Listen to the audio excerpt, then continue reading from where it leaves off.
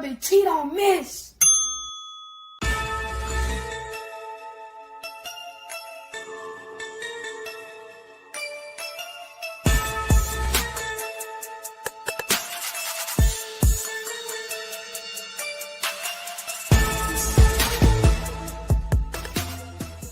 Bang, bang, bang, boy, shit break. On the hard thing, got an Alabama, you can add Nick say. Now our feature presentation.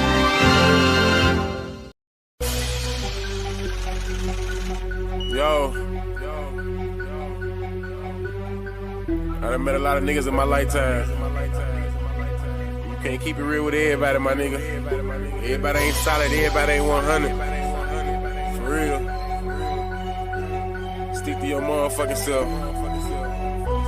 These niggas ain't what they say they is. Know that? Look. I do this shit for my brothers and everybody that done died for us. Niggas saying they gon' ride. When the time came, they ain't ride for us. Hitting licks on some hot shit with the same click, you will 5 us. Niggas switched up like a bitch till they'll die for you, but they lied to us.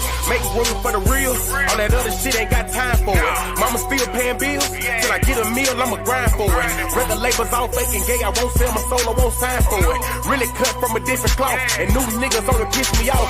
Come around like they really down, but they only round cause they mooching off you. Niggas pussy beat the coochie off it. Listen up when the truth is talking. Real niggas got morals, and the lame niggas don't hate. Rob, who take what? Bitch, I'm riding around with that cake. Riding around with that long K. Fuck a Draco, yeah, it's wartime. We ain't doing no drive-bys. If you try mine, we knocking doors down. I ain't saying I'm the biggest nothing, but if we got a problem, I'ma handle that. Loud talk gon' get crunny smacked. Turn this fat ass to a punching bag. Niggas saying it's on go when they see a nigga. Well, bitch, I'm a lunching pad. Hot shit for you fuck niggas. All love for the real niggas. Even if a nigga went blind and got paralyzed, I wouldn't feel niggas. See the pain in my city eyes that they traumatized and they still getting it. Forever smoke on Mac bands. Long live smoking bean. But most of all, the one that hurt the most, goddamn nigga to the king. Wake me up, I know it's all a dream, but this real life and I'm stating facts. If I say this nigga, then I meant it, nigga. If it's out my mouth, I won't take it back. Rap niggas know what's going on. I'm the hottest shit since Tupac. I meant Tupac and I'm too hot. Nigga, you not, I'm a fuse box. Yeah, nigga, I control shit. Y'all ain't better than my old shit. Tell them folks on no shit, on oh shit, this bullshit. I done kept it too real, but never got it in return. It's fucked up how we live. Well, I guess it's what I gotta learn. And they ain't saying that I'm perfect, cause everybody got flaws. And they say the real in the graveyard or they locked up behind walls. Your closest homie can be your biggest hater and they ain't trusting shit, not at all. They laugh at you when you fall, get mad at you when you ball. They come around like they really down, but them niggas sour cut them off. Stand alone on your own team, be a grown man, that's a boss. I'm only here to get it real.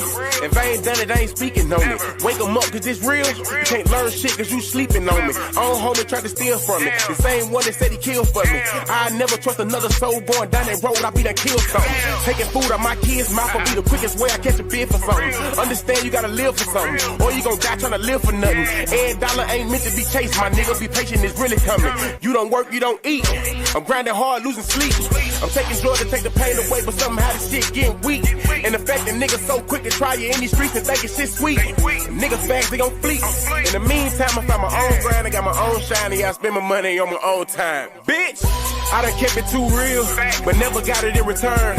It's fucked up how we live, well I guess it's what I gotta learn. And they ain't saying that I'm perfect, cause everybody got flaws. And they say the real in the graveyard or they locked up behind walls. Your closest homie can be your biggest hater, they ain't trusting shit, not at all. They laugh at you when you fall, get mad at you when you ball. They come around like they really down, but them niggas sour cut them off. Stand alone on your own team, be a grown man, that's a boss.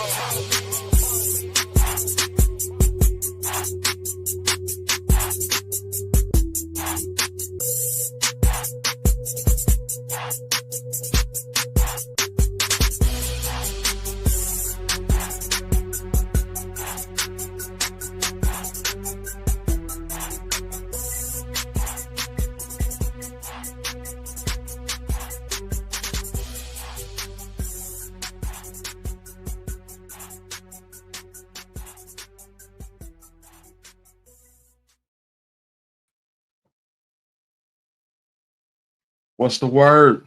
It's your boy, the Alabama Hitter, and you are now tuned in to Hit Squad TV. Salute to everybody in the building early, man. Salute to Mimi for that new membership, man. Salute the Chat Town finest in the building. Rochelle, what's the word? Diane Wright, what's going on with it? Sweet Bay Strawberries, what's that word, fam? You know what I'm saying? Diane Brown, hey man, salute to you. Salute to everybody that's rocking with us early in the morning. You feel me? And salute to Sweet Bay for the new membership, man. That's dope. I appreciate you, man. I appreciate you, fam. Yeah. Pretty Pearl said, LOL. They both gone, not just one. That's what I heard. That's what I heard. You know what I'm saying? We gotta get confirmation on it, but you know what I'm saying? This is what I'm hearing. I'm hearing that both of them out of here. Man, somebody better tread light. Somebody better tread light. You know what I'm saying? Because Yolanda, what's the word? What's good with it?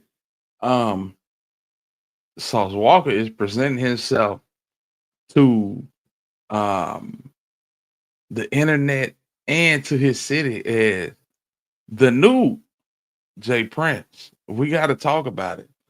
We got to talk about it, gang. Mac Name Ace, what it do, big homie? Salute to you.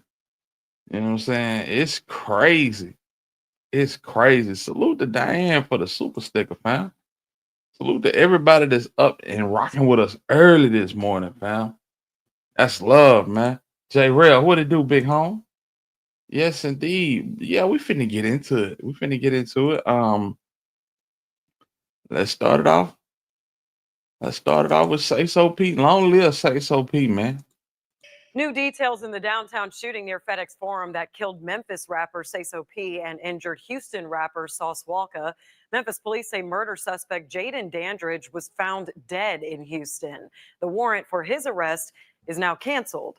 Police are now searching for 22-year-old Kevin Brown, who's been charged with murder and other crimes. The shooting happened March 22nd outside the Westin Hotel.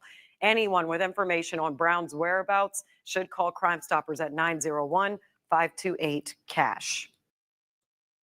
So, man, I mean, this is crazy. The way that this is being presented, and I didn't want to put it as this is TSF getting a get back. You feel me? But that's what it's looking like. You know what I'm saying? They sent a nigga down the river. Oh my goodness. Flower Bloom, what's going on with it? T Crawford, what's that word, fam? Yeah. It's looking real sketchy. It's looking real sketchy, gang. Look at this. Hold on, we got to get into it. I ain't a killer, but don't push me. Revenge is like the sweetest joy next to getting pussy. I mean, this is subliminal heaven right here, fam. You know what I'm saying? You got your big hand full of bread, and you playing that pocket in the background. This is everything to do with a revenge hit. And I don't want to put that on Sauce. You know what I'm saying? But we got to talk about it. We got to talk about it, man. Max said, it don't look good. Crazy work, Hitter. Man, salute to you, bro. Appreciate the super chat, man. It don't look good. It don't look good, fam. It's looking like, you know what I'm saying, people putting money on the track and letting the hitters come and get it. You know what I'm talking about? Ashley, what's going on with it? Salute to you. My dog Finley. What's going on with you, fam? What's going on, man? So Sayso P. It look like somebody is spinning the blocks for Sayso P. You know what I'm saying? And man, I don't know. You know, the way Sauce basically popped out with Wicked in Memphis and was really speaking like he Muammar Gaddafi, like he could have 300, 400 men on the streets. Fam, listen, those are trigger words for the feds, man. Those are trigger words for the feds. We can't act like these folks ain't listening. They always listening. They some of these podcasts best supporters. We just gonna say it like that. They some of these podcasts best supporters, fam. Yeah, they watching real close. And the way he put it down, let me see if I can find it now. We're gonna skip through it. We got other stuff to talk about, but yeah, this is crazy. This is crazy, man. Appreciate everybody rocking with you for early this morning, man. Y'all hit that like button, man.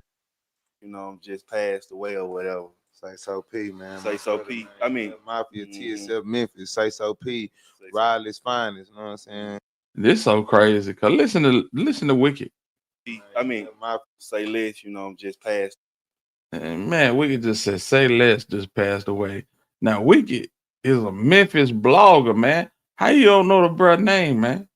That's crazy. The world, you know, unfortunately, you know, say less. You know, just passed away or whatever. Sayso P, man. Sayso P. I mean, Mafia, TSF, Memphis, Sayso P, Riley's finest. You know what I'm saying?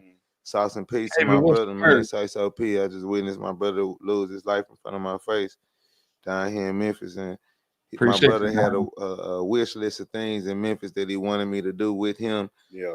Before his passing, before his demise, and I promised him that I would do these things, and regardless if he here to see me do it or watch me do it from above, I got to do that as a man of my word and a man of what I stand for. You know what I'm saying? Sayso people been around me the last 4 years, traveling America, holding me down, representing my set, my music company, and all that shit.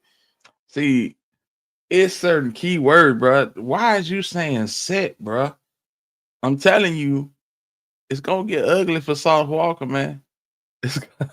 I hate that give you that knee-jerk reaction, but it's some key words, some dog whistle words that Sauce used in his interview that you know these are trigger words for law enforcement, fam.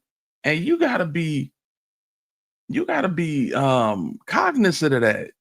You can't just go out here talking. Even if you do wield this type of power, you can't be talking like that on these podcasts, man. You better ask Big U and Loose Cannon. Them boys behind that wall right now, primarily because of some shit that they done said on YouTube. You know what I'm saying?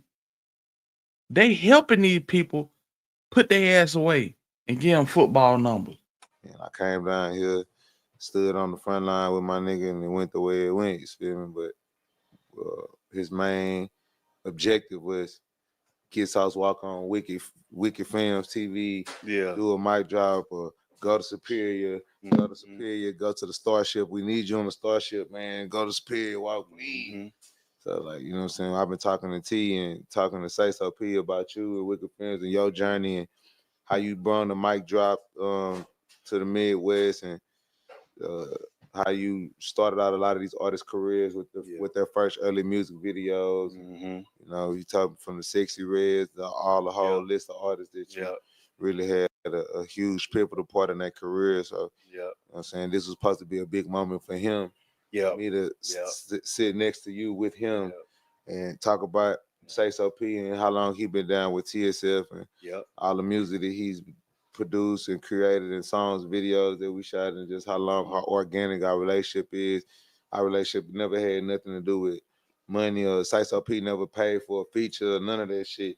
He really earned his way into the South just organically off of his relationship with me and my brother, One Punch, TSF One Punch, Free One Punch. You know what I'm saying? That's my short. He in jail right now, he in the feds right now, but, you know. Yeah, that's crazy, man, because, you know, that happened like Saturday. And today is Saturday morning, and today is Tuesday. And you still here, and that Well, speak a lot about you. we're gonna skim through this a little bit because I want to get some points that he was making, and the way he was talking is real federal. We got to get to it. I still respect the rules of the streets. I understand what come with this shit, so I got to make other people around me and people that's from my city and my state understand that as fucked up as the situation is, and I could have lost my life and my life was put in danger. It wasn't intentionally for me. And motherfucker could have took my life and they didn't. You know what I'm saying? So salute Lil Vegas, man. Salute to Lil Vegas. Listen, nigga gon' make the smart decision to be a rapper or be a gangster. What these niggas is doing is intertwining the two, and it's gonna get these niggas put behind bars for a long time. A long time. I'm telling you, you can't talk like this and don't expect them folks to knock your door down and drag you out at 4 o'clock in the morning talking about fighting some charges, man. This is the type of shit when you say you're set and you can have men go out, man, you can't do that, fam. You can't do that. And y'all gonna see. I'm calling it now. These folks gonna knock on this man door. If they don't find who they looking for the unalive and the Jaden Dandridge and potentially the other cat, he gonna have to answer for some of this. And we just, you know, when T pulled up on you, that video that him giving you that slow-mo and the words that you said in the video, you was just like, I'm still coming to that bitch.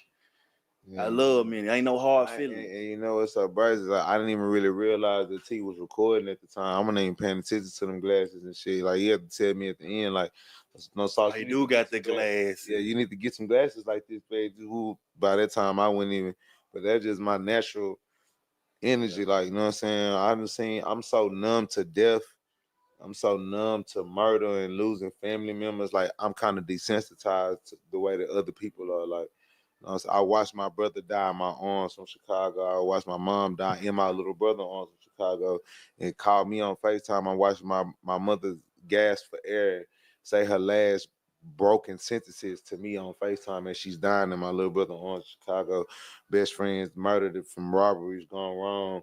And we put up to the murder scene, and we was there to the point of me seeing my brother get shot in his face. Like, you know what I'm saying? I'm kind of like numb to this shit at this point.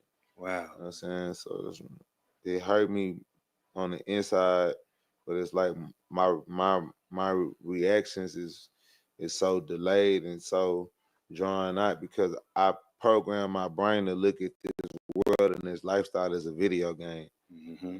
I look at the world as that I'm living in a simulation. I'm living in a program that if I want to excel and have the highest stats and the strongest attributes in this program, I can't allow my feelings and my emotions to be the wavering factor or the leading denominator of what are the decisions that I'm going to make as a you know what I'm saying? Most dangerous place in America, contesting, challenging, competitions that hurt my soul and really break me down. I have no information or dealings or ties to understand what is the real issue that's going on. Mm-hmm. And before I send my people into the motherfucking woods blind, just out of anger and you know what I'm saying, just honor and just want to make a retaliation move just to prove a point. I'd rather be a leader and use this example and show that, yeah, I got the power. Yeah, I got the respect. Yeah, I got the money to continue on this chaos and this foolishness. But I'd rather use my position and what I went through as an example of, is this shit really worth it? See, it sounds good. But the fact of the matter that you even saying shit like this is crazy. You know, you are a rap artist, fam. Be a rap artist, my nigga. Don't tell these folks that you got the power to send men here and send men there and you got the money. Cause they will strip you. Man, we done seen this shit too many times, Sauce. Come on, man. Like, was taking my brother life really worth it? Is me trying to retaliate or prove a point to some niggas for some Instagram comments and some posts, or did you slide for him, this and that? Like, a nigga been doing this shit since a nigga was a teenager, bro, adolescent. You know what I'm saying? Handling this business for the business, standing on the business, laying on the business, leaning on the business. You know what I'm saying? At a certain point is, when does this shit end? What is the fucking trophy for this shit besides a bunch of niggas saying, "Ooh, you him, that nigga there, real talk, he a demon." Real talk. He's stumping. He's stepping for real. He's stumping. And now when these niggas saying that you stepping or stumping finna help you pay for no lawyers, then I finna take care of your kids. If they see your baby mama heartbroken and fucked up because you in dead or jail, they gonna be the nigga trying to fuck your baby mama and move in your house and sleep on your bed because he wanted to be you that bad, but he couldn't get this bitch while you sitting there in his face. Yeah. So he talking wild, man. This type of reckless talk will get you jammed up every time, fam. And no. So maybe some of these niggas need to start proof watching these interviews, fam. And I'm just saying. Gangsters gotta cry, sometimes gangsters gotta die. Yep. You know what I'm saying?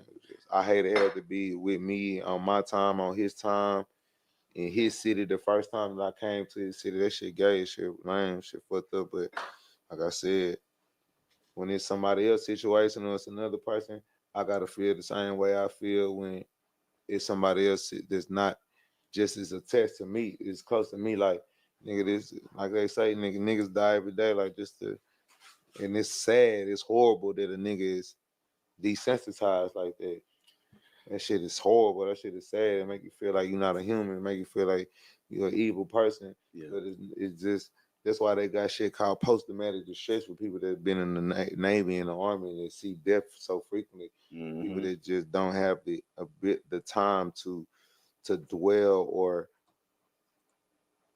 rekindle their feelings and their emotions within their emotional state, their soft place. That's their you know what I'm saying?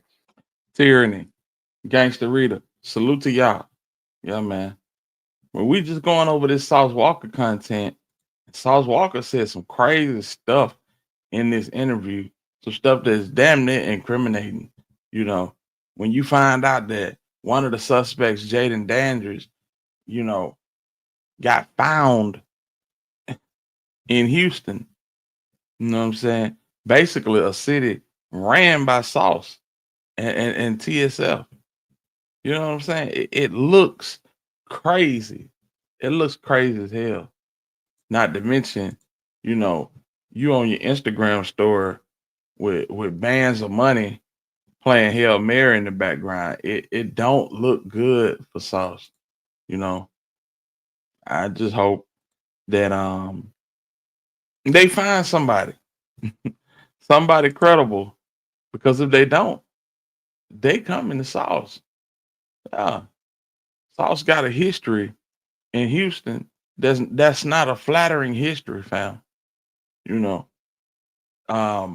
they hint real heavy on trafficking in Houston, if you know what I'm talking about, when it comes to Sauce and the Sauce factory. Yes, bro. Hold a personal vendetta against Memphis. Yeah, we did. Cause motherfuckers What it know do, what type man? of time I be on. Like it's type of power. It's nothing. I got a different type of power and Real love, talk, bro. If Real I wanted talk. it to be there, it would be there. Be there. Yeah, we know that. That don't mean that don't give me the. I got people that I love out here. I got a lot of respect out here. Salute to my dog Sharpshooter. Sharpshooter podcast, man. None but that good college football, college sports as a whole, man. Go sub the Sharpshooters podcast. Y'all know what it is, man. This boy Sauce Walka finna shout out Sayso P Ops. Yeah, let's go. I got families and coalitions of different brothers out here from Bread Gang, my big homie Head Endless.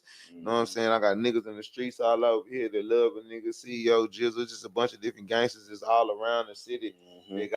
And it's crazy because CEO Jizzle, shout out to Jizzle, been trolling ever since this man fell a week or so ago.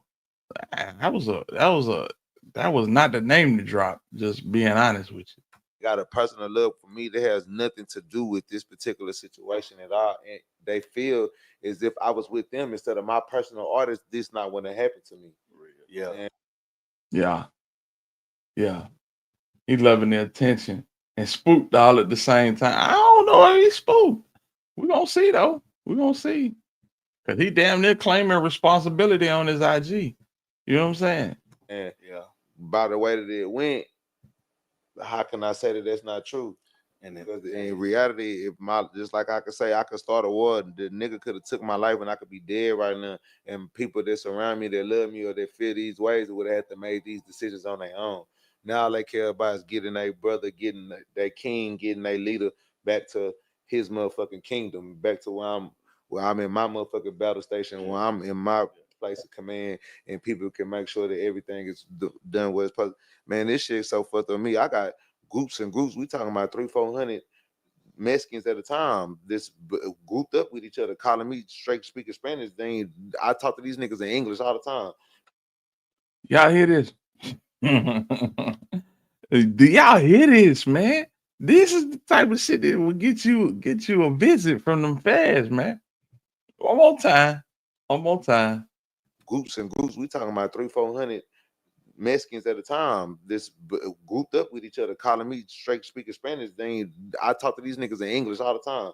But right now, since I'm shouting this shit out on the news, they can't talk English right now. I'm gonna beat you. We coming down there right now. Hey Mac, appreciate the $4.99 super chat, bro. That's love, man. That mad. They can't even English every day. Right now, nigga can't speak English. You hear me? Where you at? I'm coming right now. Black Barbie, what up? Chill, bro. Hold on. I ain't no fucking hold on. I know people like family people, they calling like, Sauce, what are you doing? Like, why you haven't left yet? Like, I know they've been on you tough about that, but they know how you is though. Yeah, because once again, all of these things are just different characteristics and tests and fucking just obligations and that you have to stand on as your own as a man and as a leader and as a person of honor that has the honor, that has the love and the fellowship, that has the pull and the respect of all of these different people that's willing to put their lives and their freedom and their personal family situations on hold or at risk for my well-being.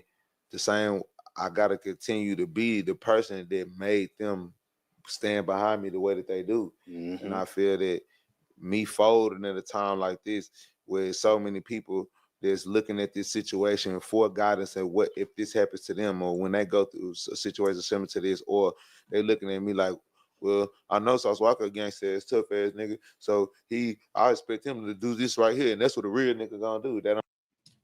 You said it. They didn't.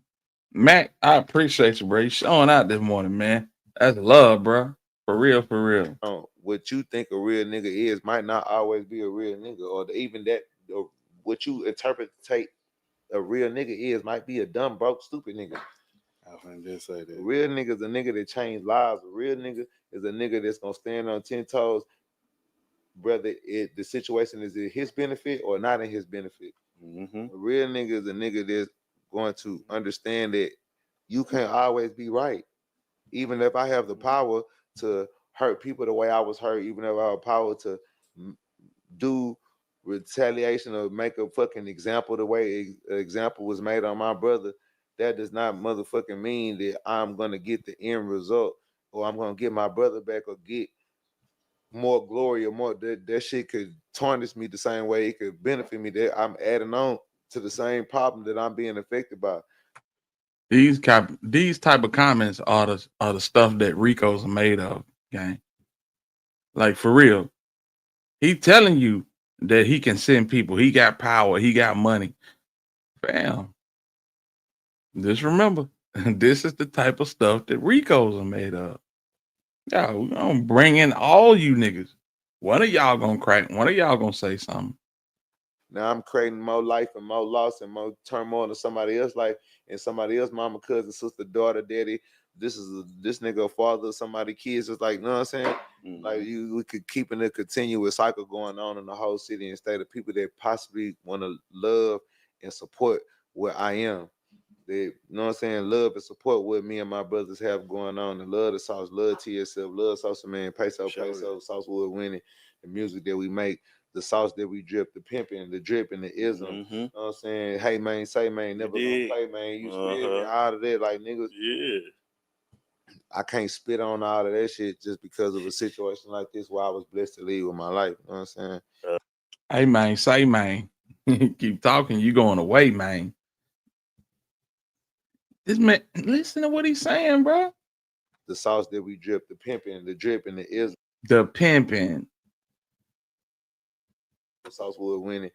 The music that we make, the sauce that we drip, the pimping, the dripping, the ism. You know what I'm saying? Hey man, say man, never gonna play, man. You spit me out of there like niggas. Yeah. I can't spit on all of that shit just because of a situation like this where I was blessed to lead with my life. You know what I'm saying? Pimping a bad word, Jane. I'm just keeping it a stack. Pimping is a bad word, fam.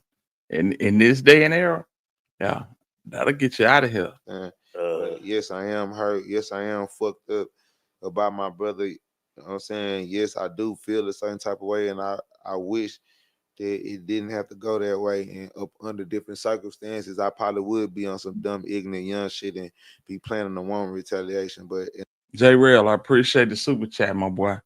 Salute to you. in the greater scheme of things, that shit is not worth the relationships and the families and the people that I have in Memphis, and the opportunities I plan to create in Memphis. My brother died with TSF Memphis medallion on his neck. Yep. Like that is a goal and a dream of mine to have TSF members in every city and state that love me, that I have personal relationships with. So, you know what I'm saying, me having TSF in Memphis and having a staple in Memphis and, you know what I'm saying, having a identity here, it means a lot to me. You know what I'm saying? So I can't, you know, just give up on out of that over one bad situation, you know what I'm saying? But I love my brother to death. I'm gonna represent his name, you know what I'm saying? If a nigga gonna hold it against me that I love my brother and I'm gonna represent his name, and regardless of whatever went on, then that's different. But, you know what I'm saying? Nigga can't be fucked up with me for loving and representing my little brother. You know what I'm saying? But at the end of the day, as far as me and my own personal vendetta, do I have something against the city of Memphis?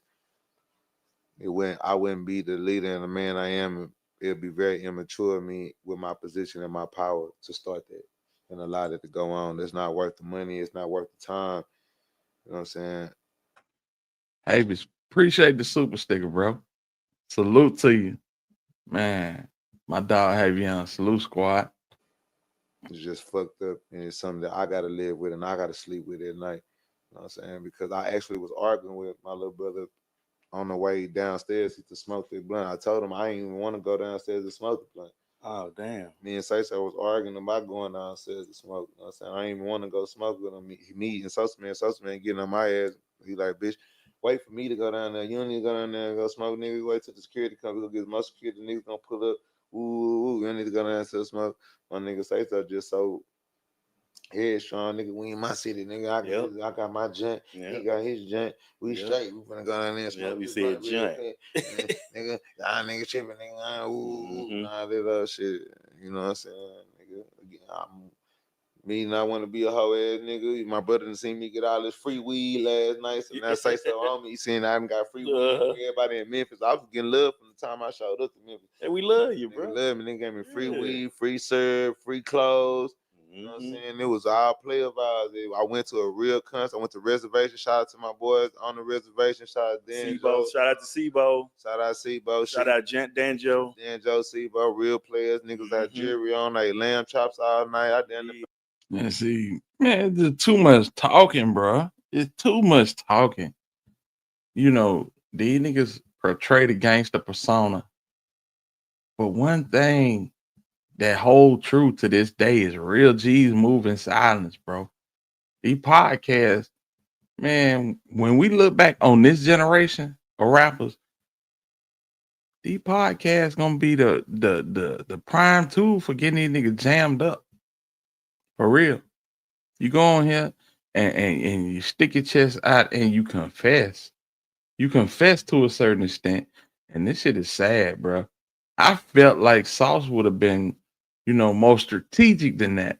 And I'm not saying he responsible for getting Sayso P licked back, but damn, how can you not say it when you sit back and you look at all of the evidence on this damn World Wide Web? You feel me? I was in Houston. The vibe was beautiful. My young nigga Turtle was up in there throwing money. I seen a little nigga Turtle, little black and them. Appreciate you, Mac. 15 Turtle and KB's that the name. Yeah, them niggas threw about 15, 20,000 and 20s. Yeah, they in the threw it club. up. Not in ones, not in dollar bills. Them niggas threw 20s. That shit felt like being in Harlem or Houston in the 80s or something.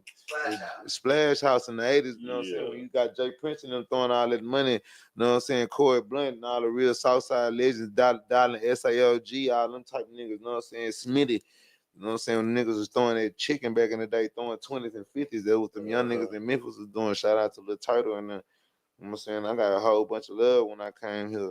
Everything was bold. And you know what's so crazy? Like I'm gonna rewind it back a couple days prior before you came. He FaceTime. He said, "Wiki, you in Memphis?" I like, "Yeah, I'm here." He like, "I'm coming down there with Sosa man. Sauce not coming. You didn't supposed to come. I wasn't supposed to come. That's the fine print. So you know I'm not lying." So he called me. He was like, I want to do an interview with you and Sosa, man. I'm like, cool. He like, Sauce ain't coming. I'm like, that's cool. We'll catch up with him. He like, we just talking and stuff. And this is a conversation nobody's had. He said, when Peso came down there, Peso was down here kind of slick by himself in a bright red truck with the big Mexican stuff on the back of it. He was like, Wicked. I told Peso he can't be down there like that. Hit the like button, the gang. whole time. I was like, make sure you're in the hotel. Make sure you're doing that. Because if anything happened to you down there, that's going to be my fault. You know what I'm saying? I'm like, you're right, bro. You're right. He was like, yes. But yeah, well, Sauce ain't coming, bro. And I'm like, all right, cool. Nigga, I ain't supposed to be listening to his fat ass. That little nigga ain't say so bitch ass. That number 24 years old. Bitch ass nigga, you better can protect us around this whole bitch. Niggas should have kept what we doing. That's why I take responsibility. That's why I feel fucked up because I'm trying to let my little bro be the leader in his city because that's his city. I'm trying to let him be a man and be a boss. I don't want to make him feel less of a king, less of a gangster. Like nigga, or make you feel like nigga, I don't trust your security or your. I know how I've been moving in city to city, state to state. I know how I train my little niggas, the people around me to move. And we also have what's called hospitality. We also have what's called respect, courtesy. We know how to motherfucking have conversations amongst men that's all violent, but everybody know how to be players and create community and union and shit like that. You know what I'm saying? Nigga know how to be in a room full of wolves and not be a sheep. You know what I'm saying? So at the end of the day, we don't feel uncomfortable in these violent surroundings because come with love. From the same thing, nigga, come with love. Nigga from Chicago, Houston, Alabama, Louisiana. Like, nigga, I got spillers. I done lived in so many different places. So when I found out you were from Chicago, moved it. Oh, that was just come on, man. Like, you shot a lot of music videos in Chicago. People can't do that. Chicago, buried my grandma in Chicago, buried my little brother in Chicago, paid for all three of them funerals. All three of them funerals got paid by me and Sauce Gohan. My little brother, me and my little Gohan. Me and my little brother paid for all the funerals in our family in Chicago. Buried all of them. And we're kids. We 22 and 27 and 28. And then I got 30. By when I was 31, my other little brother, Deuce 5, passed away from Chicago. My little brother, Deuce 5. You know what I'm saying? That's his name. You know what I'm saying? Damn. Deuce 5 campaign. RP to Deuce 5, man. Little Cornelius, man. Little Charles, my little nigga. So when I got out the phone with him, like I said, I wasn't supposed to come here though for sure. People, I'm telling you, big me at the last minute. I kept telling niggas I wasn't gonna come. I was supposed to go to. I just left Miami. I was supposed to go to LA to meet up with my business partner Ryan Kane. I got supposed to go hang with my whole billionaire friend. I'm supposed to be doing some whole shit in the Calabasas Hills somewhere with my white billionaire friends. But I want to do hood nigga shit and hang with my brothers. And he been begging me. Sayso P has been my artist for approaching 4 years now. If it's maybe been 4 years, but I want to say, yeah, it happened. Say 4 years. Yeah, it's been 4 years. It's been 4 years because my little brother who linked us up together, One Punch, he been in the feds for 3 years. And I was with Sayso a year before that. So me and Sayso met racing cars. We was racing. He had an S5. He had a S63. That's what it was. He had a 63 coupe, S550 Benz. He was riding in Houston. I still have my drop top 65 Capital coupe, and we'll be on the blade on the north side and the south side of Houston racing cars and shit. And shit, ever since then, we got the popping at each other. I fell in love with the little nigga. I remember going back and forth with this nigga from Vegas to Miami to, you know what I'm saying? But I always never came to Memphis. It just never made sense for me to come to Memphis with him, you know what I'm saying? Like, because I'm a person of business. yeah, I'm gonna come here to chill with you and chill with my artists, but I'm still gonna make the most out of every trip. That's just the That's just entrepreneur you. in me. That's just me. You know what I'm saying? So That's just you, bro. I always want to have other opportunities, you know what I'm saying, other different, portals and you know what I'm saying, avenues to create some type of wealth, some type of money, some type of new business venture. And in these places that I go to, advertisement, marketing, I just have to see more than the base value, the face value. Man, I just wanted to I basically just wanted to show y'all this and let y'all see the reckless talking that Sauce was doing this whole time. You know, they had a good time though. Salute the gangster reader, man. That's Sayso P right there in Memphis. In Memphis. If you see this, you see this red jacket right here, that's Sauce Walker right there. That's Sauce right there. Let me see something. Let's see here. Yeah. Let's see this.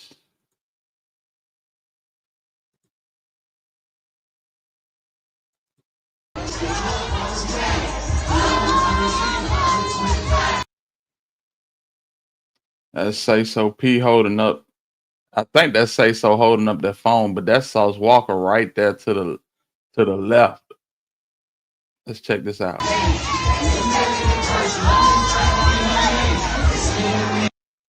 Yeah. So they had a ball. They had a ball. Appreciate the super chat, Mac. They had a ball, fam. Man, I've been in the cut, man, in the bushes. You heard me? So we back outside though. But I want to say rest in peace to Sayso P. A lot of people are actually telling me that this is not over, and the second suspect may be unalived as well. You know what I'm saying? If anybody has anything on that, y'all send that to me, fam. Send that to me, and we're gonna talk about it. But right now we finna transition. We finna transition to North Dallas, Texas. Well, really, we finna transition to the cliff. You feel me? Because yeah. T. Crawford said my thoughts on young Scooter, man. It's so convoluted with Scooter, fam. Some people swear to God that he got shot. Then you got some people that saying that he basically for sure he hopped the fence and broke his leg, broke a femur, and it didn't end well. He bled out, you know. So we just gotta see. We just gotta see. I'm kind of reserving judgment on that. But I feel like what it really was that um Scooter ain't want to go to jail on their birthday. Who wants to go to jail on their birthday? And I can't blame him for running, but the bigger question is who sent that call in saying that somebody had got kidnapped? That's the bigger question, fam. So we got to find that out as well. You know what I'm saying? But if y'all find anything on the second shooter and it says so P incident, y'all shoot it to my inbox. Yeah, we're going to the cliff, man. We're going on with the pimp tight. Yeah. We're finna take it to the cliff with it, man. And we gotta check in on a lady that's been calling herself Trap Boy Freddy's cousin. But man, when I tell you she's spot on about a lot of stuff she's saying, man, we just got to get into it. We got to get into it. Hold on, y'all. Tyrone King said, "You too old to be running from the police." That's facts. That's facts, man. Yeah, got too much money. He probably had an event plan. You know what I'm saying? And then want to go through all of it. But hell, sometimes you just got to go through it, fam. You got to go through it. You know what I'm saying? Positive vibe. What's going on? That call has a lot of red flags, including it's going to the cab and then being transferred to APD. That person did not call from Fulton County. Now that's crazy. That's where the whole that's where everything need to be centralized on. You know what I'm saying? In my opinion, who made that call? Why did they make that call? You know what I'm saying? After that, we could talk about APD and everybody else. You know what I'm saying? But salute to everybody in the chat. As y'all come in, y'all hit that like button, fam. And we're going to the cliff with it. Let's see what we got. Y'all over there Facebook talking about my cousin and Yellow Beezy and Mo3 them was best of pals and the best of friends, and how many of us have them? So this young lady claimed to be Freddie B's cousin, blood cousin. And what she's doing is she is painting a narrative that while y'all thinking Trap Boy Freddy is on the run and you know what I'm saying, he gonna get pulled into this. He basically telling y'all that, yeah, they was rap partners. They weren't close as y'all think they was. And then what she says about 3, you know what I'm saying, is par for the course. Is what a lot of people have been coming out and saying since Yellow Bees has been brought in for this murder while enumeration charge, this capital M. It's funny how people would not give 3 credit for these licks. But now that Yella has been in custody and bonded out, 3, King Von ain't got shit on 3. Let's get into it. Friends. Whoever made that little lame post. Shout out to Negative Shine. That's my dog, man. This video, I don't know if it was 50 or 100 people that saw this video on Facebook, but best believe everybody has seen it now. We finna go over it. Talking about even your friends from the woo will backstab you. And hey, let me tell y'all something. They was not best friends, bro. They was not best friends, bro. They was not best friends, bro. So don't ever for once think that my cousin was best friends with the fella, man. Everybody, listen. Oh, they wrong. He let them chill with him at his mama house. Well, whoop-de-doo. Whoop-de-diddly-doo. Back in the day when you was growing up. Pretty Pearl, I appreciate the super chat. Listen, and shout out to you, man. For real, for real. Good to have you over here. She's starting off with the jokes, but it's gonna end in tears. That lets you know she ain't lying about what she talking about. We gonna get into it. How many of y'all had to go through that lifestyle where you had to sleep on your homeboy couch and sleep on your homeboy floor because your T-Jones tripping on your house just totally fucked up and you got a bad childhood? With that being said, it's a couple of us that's been out here in these streets for a good little minute. Even when we was growing up through middle school, high school, and the rest. So for the ones that's trying to pop off and be like, Lil Freddy and Yellow Beezy stabbed him in the back. They were best friends, and I cannot believe they would do that to him.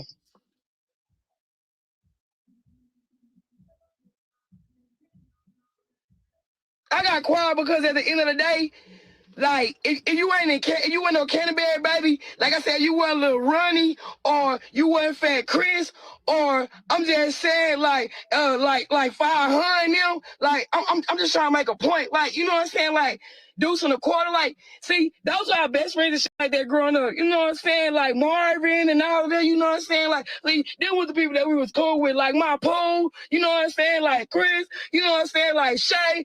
So basically what she's saying is, if you went off You went from the Scary Bear. You went from Canterbury. You went from Illinois. You went from Keith Pope. Then you might not have been in the inner circle. And you know, Yella being from Highland Hills, they were rap partners. They were rap partners. They weren't close friends. And she got her point across. You know what I'm saying? RP to my girl. You feel where I'm coming from, bro? That's what I'm saying. Y'all out here trying to get in the blender and get in the mixture of something that happened with my cousin and them. That ain't got nothing to do with y'all. I'm looking at y'all go back and forth on Facebook and talk crap to each other about 3 people that don't give a damn about what y'all got going on. Michelle, salute for the super chat. I appreciate you, love. Hey, govern yourself accordingly at work. You feel me? One of them can't hear and he can't reply. The other 2 still getting money, minding their business, not giving a damn about what y'all talking about. I'm just sitting back laughing at y'all, bro, because I actually grew up with these people. I actually know these people, and I actually lived that life with these people. Like, I'm just saying. When we shot at the club, with Jack of Diamonds, yeah, all them songs Mo3 was making, bro.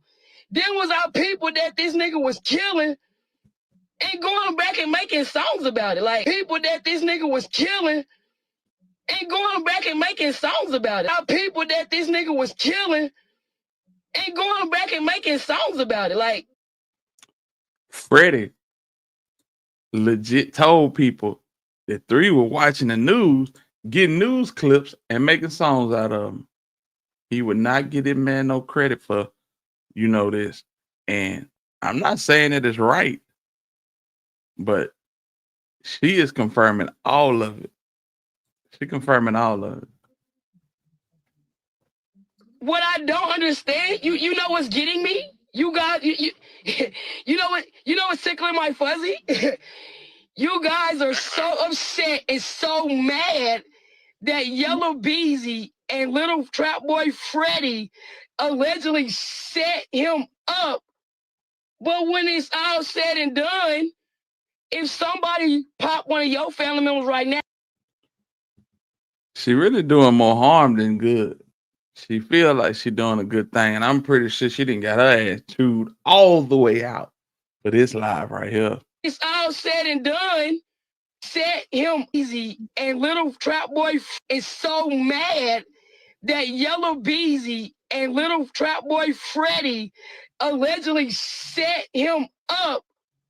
But when it's all said and done, if somebody pop one of your family members right now and go make a song track or a diss track about them, how you gonna feel about that? She legit implicating Freddie in all of this. I mean, y'all tell me what it is. But when it's all said and done, if somebody pop one of your family members right now and go make a song track or a diss track about them, how you gonna feel about that? Every last one of our people that he popped or had popped, he wrote a song about it. So how y'all gonna get mad that he was out here sending subliminal messages, powder smoke, puff smoke, full-blown smoke, and when he finally get the smoke, oh, y'all mad because the fire got high. Now that make sense. Since y'all on Facebook talking about make it make sense. First of all, once again, since y'all know it all, help me understand this, help this make sense. If you know you beefing with Lil Freddy, correct, and Yellow Beezy, correct, what in the f is you doing over there on that highway that's down the street from Atwell Middle School and around the back by Big T's? All of that is Lil Freddy area. You don't like my cousin, but you're going to pull up over here in the West to do what? I think that's R.L. Thornton she talking about. Yeah. Boy, she telling it. Make it make sense. Since y'all want to make it make sense, no, don't go nowhere now. Oh, she making it make sense. You really making it make sense. Yeah, keep talking. Yeah, because see, all y'all that was riding and rooting for my cousin to get shot and go down and stuff, yeah, y'all was all on her. But now that somebody that know the truth and y'all know me, y'all want to talk about it. Don't go nowhere now. Yeah, cause I am the truth. Since y'all want to be funny, he made the song talking about he the truth. I am the truth. I am Redbird Lane and Well Horsey and Carter did all of that. Went there with him. My cousin was not that boy best friend. Yellow Beezy was not that boy best friend. So y'all can stop capping. They wasn't besties nothing. Everybody was in the streets and we did what we did. You heard me? Cause them down D was for whatever. Yeah, we was on for whatever. That DF Dub shit, down for whatever. Yeah, we was down for whatever. Stop playing, bro. Stop playing. Yellow Beezy must start running with my cousin when he got older, because when we was growing up, going to Atwell and Hussey and Carter, I ain't know nothing about him. I'm not gonna cap like I know who the fuck Yellow Beezy is. She talking just as bad as Roy Lee. This is the same. This is literally the same shit Roy Lee was saying 6-7 years ago. Yeah. I don't know who Yellow Bees is, but my cousin them cool with him. See, they're my cousin people. But when it come to Trap Boy, that's my goddamn cousin. And I ain't gonna sit here and act like I don't know what's going on. Y'all really mad for no reason, because when it's all said and done, that goddamn boy family helped try to get his ass killed too. But once again, did she say probably? Let's listen. And done, that goddamn boy family helped try to get his ass killed too. Reason, because when it's all said and done, that goddamn boy family helped try to get his ass killed too. But once again, it's like this: if you want you, why would she say that? Why would she say that? You know? Yeah, that's different.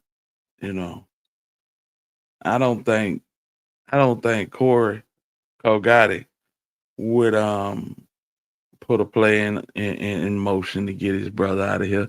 I don't think Lil Dude would either. I don't think Peachhead would either. You know what I'm saying? But it's real interesting that she said that. to get his ass killed too. Reason, because when it's all said and done, that goddamn boy family helped try to get his ass killed too. But once again, it's like this: if you want you don't go to nobody else's block trying to sell no grass, bro. You don't sell green on another man's block, knowing you ain't supposed to be over here. So why was Boosie and Mo3 over there in the West, down the street from Atwell and goddamn Big T's, and didn't expect nothing to happen to them? That's what y'all really don't get, bro. Y'all talking about this girl setting them up. That nigga set himself up, bro.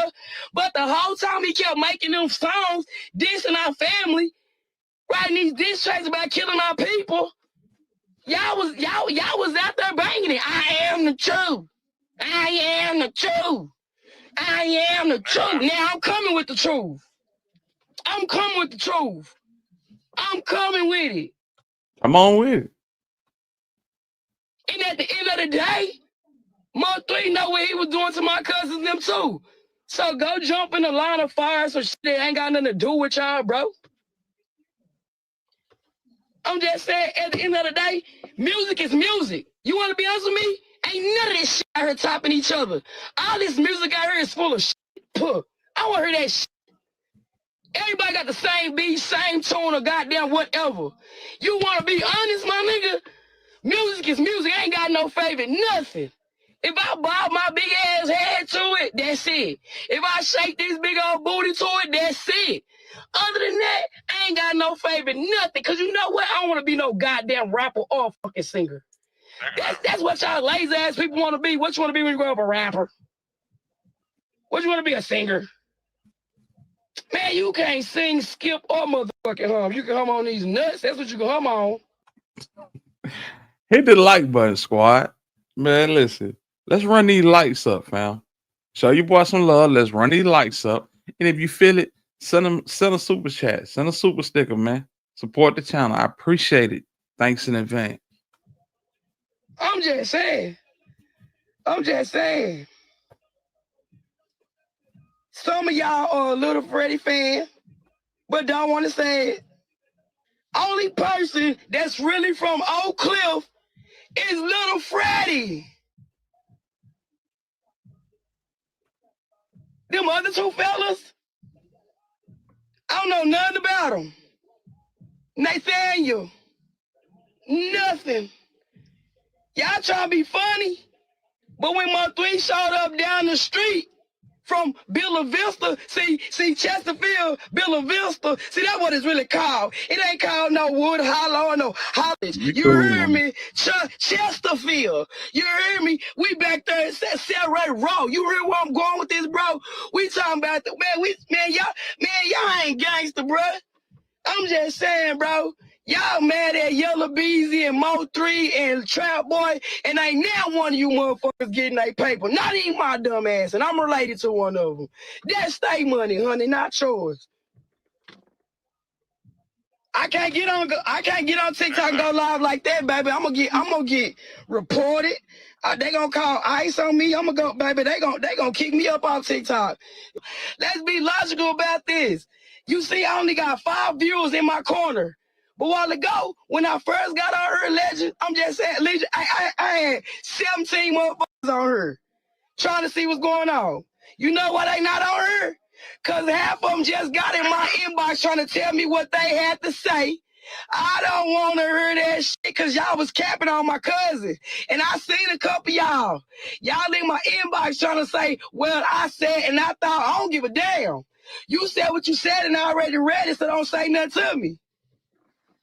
Y'all never know who kin to who. Just because they famous don't mean we not their relatives. All right, let's They skip got ahead. the riding shit. We ride, nigga, the whole cannon. Out to Oak Cliff. Shout out to Chesterfield Drive.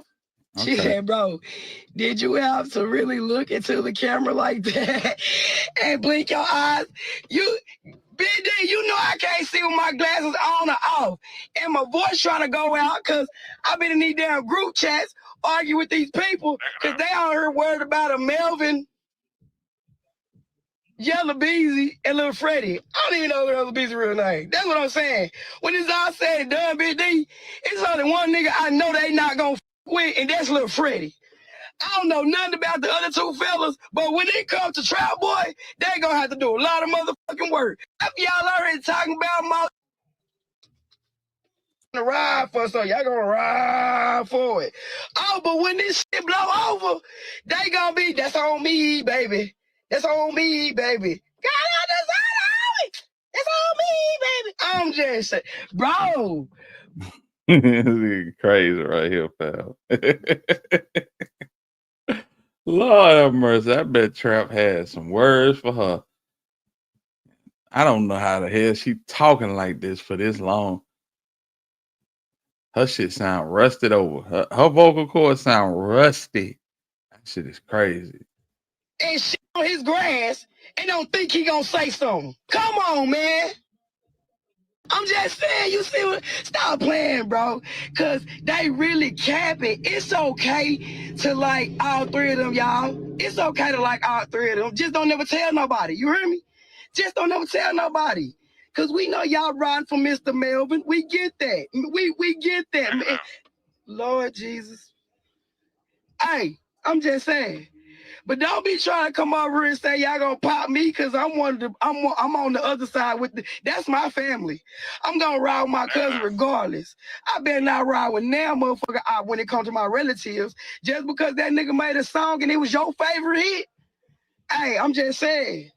And what y'all don't understand, that song where Lil Freddy talking about Guardian Angel, nigga, I'm gonna take my glasses off. Do you know how hard it was to bury Big Chris, nigga? Then he made fun of Lil Robert. My nigga lost his eye. My homeboy lost his eye, bro. What you talking about, bro? Video shoots and shit that I was in with them, my nigga. My homeboy lost his motherfucking eye, bro. Damn near lost his life. But thank God he was saved, my nigga. And he can see again and he can walk again. You hear what the fuck I'm telling you, bro? On top of that, they got down on my other homeboy. See, nigga made too many songs about popping us, my nigga. Down on my walk again. You hear what the fuck I'm telling you, bro? Save my nigga, and he can see again, and he can walk again. You hear what the fuck I'm telling you, bro? Let's y'all hear this. Nigga, what you talking about, bro? Video shoots and shit that I was in with them, my nigga. My homeboy lost his motherfucking eye, bro. Damn near lost his life. But thank God he was saved, my nigga. And he can see again and he can walk again. You hear what the fuck I'm telling you, bro? On top of that, they got down on my other homeboy. See, nigga made too many songs about popping us, my nigga.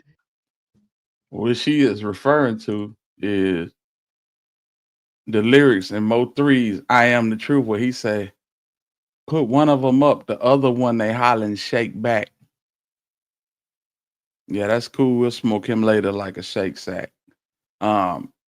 Basically, one of these guys lost their life and the other one ended up losing an eye, but he lived.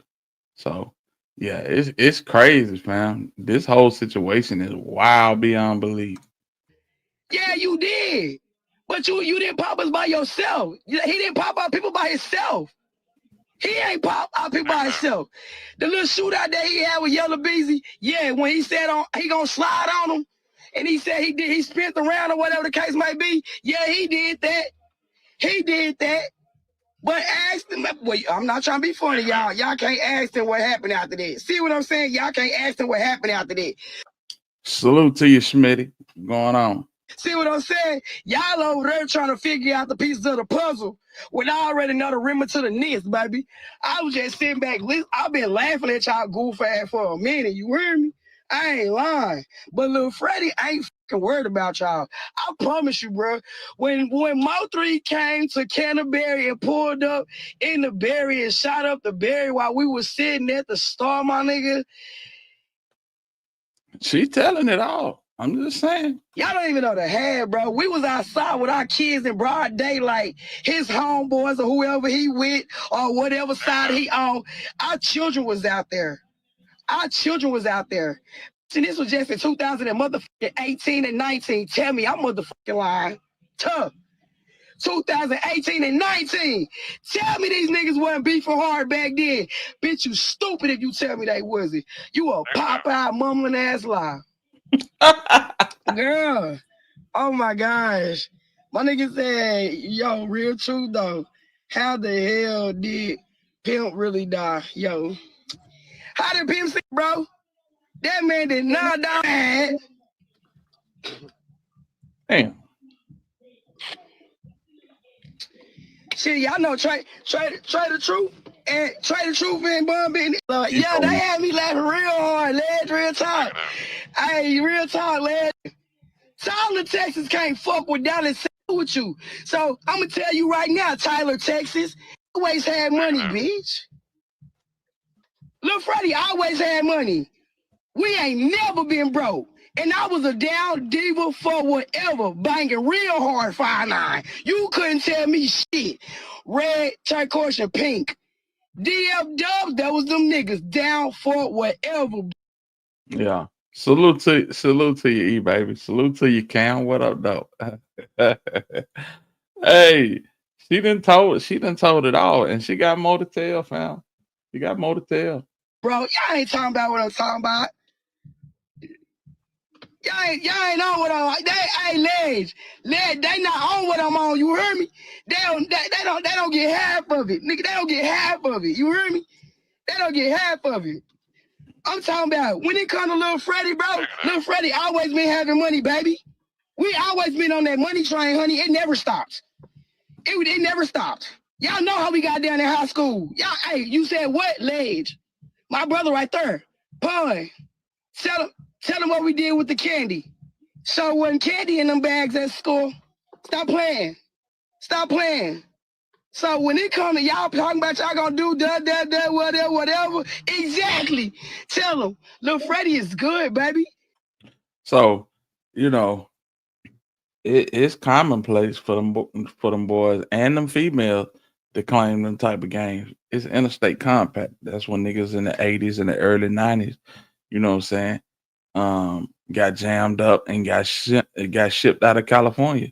Or they left California and went to some of their kinfolk and struck these same sets up in Texas and in Memphis and in Birmingham and you know what I'm saying? Houston. Real talk. I bet you I won't warn my cousin if it do because God called him home. It won't be because a flu Daisy from Tyler, Texas did anything to him. Tyler ain't nothing about nothing but jumping. Oh, golly. Yeah. I fast forwarded through this. She go on a whole rant about some folk from Tyler, Texas. I guess Tyler was riding hard in the comments for Mo3 and she ain't like it. Y'all ain't gonna do nothing, but what y'all doing? Capping. That's funny though. Old boy said Lil Freddy from Tyler. Lil Freddy, you ain't nothing but a BA nigga. No, you shit. I'm just saying, lads. I'm from that shit. You heard me? If you go through my phone, I get, bro. Y'all don't understand that shit, bro. That's why a bitch over here mad cause he hugged my son. And 2 fucking weeks later, I'm just saying, lads. I'm from that shit, you heard me? If you go through my phone, I can show you videos and pictures with everybody that I just named, bro. You see I post half of them right there? Man, that's Fat Mac, bro.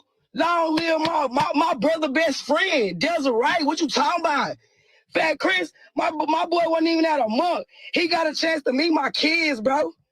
He got a chance to meet my kids. He hugged my son. He hugged my son. I got chills going down my arm. He hugged my son. And 2 fucking weeks later, I was burying him. What are you talking about, bro? I did, bro. We did that, bro. Yeah, go listen to that song. I need a hug. I need some love. Guardian Angel, bro, stop playing with me. Stop playing with me, bro. Y'all don't understand that shit, bro. This is what she talking about right here. We going back to her. Y'all hold tight. This is what she talking about right here. This is what she talking about right here. Fat Chris. He just got out of prison. And yeah, he got struck down. That's basically what she talking about. Stop Six Shook says clout chasing is gonna get so many people unalive. I agree with you wholeheartedly, big homie. Yeah, I agree with you wholeheartedly. Let's get back to it. That's why a bitch over here mad, cause y'all worried about one motherfucker dying, nigga, and I'm on some real nigga shit, cause now I'm mad, bro. Now I'm mad, nigga. Y'all worried about a fucking Mo3 dying. That nigga took 6. That nigga took like 5 of us with him before he died. So if y'all want to be honest, my nigga, I don't give a fuck how none 5 of us with him before he died. So if y'all want to be honest, my nigga, I don't give a fuck how none of y'all feel about my motherfucking cousins. And I'm telling you the truth. That nigga murked my goddamn son, uncle, nigga. He only met him once. So all y'all out there dick riding, ride it, nigga. Ride it. Hell yeah, ride it, nigga. Cause hell yeah, I'm sure shed tears with my nigga because why? That's my brother best friend. My brother got 6 years in state fucking penitentiary. But when my brother called fucking home and my brother asked me, my nigga, tell me that shit not true, bro. My brother watched that goddamn video in the pen, nigga. My brother watched his best friend get buried on the fucking video in the pen, nigga. Y'all over here mad about Mo3 getting killed, nigga. That nigga took 5 of us with him, nigga. Fuck y'all talking about. Paralyzed 2 of my cousins and shit.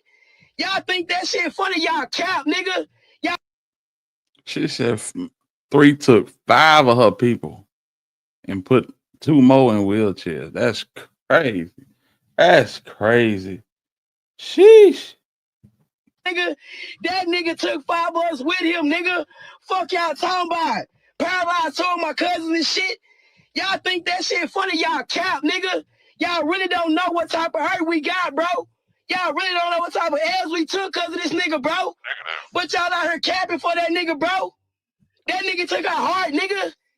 That nigga took our heart, nigga. Y'all over here mad about that nigga, nigga. That nigga took our heart. Big Chris wouldn't do shit to nobody, nigga. Then that nigga killed Guap. Then that nigga set up our homeboy. Fuck you talking about, nigga. Fuck that nigga, bro. And you beefing with me, nigga. Hey, you got me fucked up, nigga. I'ma ride, bro. Y'all got me fucked up, nigga. That nigga Mo3 did a lot to us, bro. Y'all cap. Y'all cap. That nigga killed my motherfucking son, uncle, bitch. Fuck out of here, bro. Fuck. Fuck.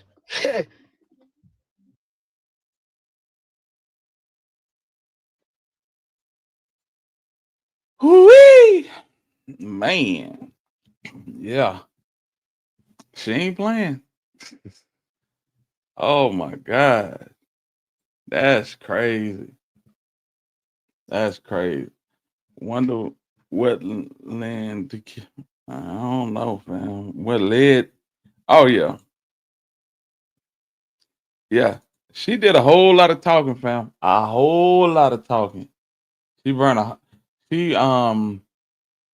Shit. I'm gonna keep it a buck. I think she burnt Trap Boy up. Freddie B probably gonna get a knock on his door too. That was crazy. That was absolutely crazy for you to go on that and unzip all of that information and basically saying that that's the reason why 3 not here no more. Mm, that's crazy work. Somebody got to answer for that. I'm just saying. Somebody got to answer for that.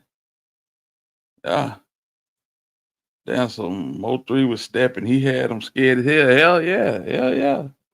Yeah, yeah. And I've seen people on this internet say dumbass shit like self-defense. Self-defense is when somebody invades your home and you defend yourself. Self-defense is when somebody assaults you and you defend yourself and use deadly force. Um, this is premeditated, fam. This is a whole play. So that this ain't that, and unfortunately for them, that ain't this. So we just gotta see. We gotta see. With all the conversation that she having, if Trap Girl did not look guilty alongside Yellow Belly, she does now. Nah, that's facts.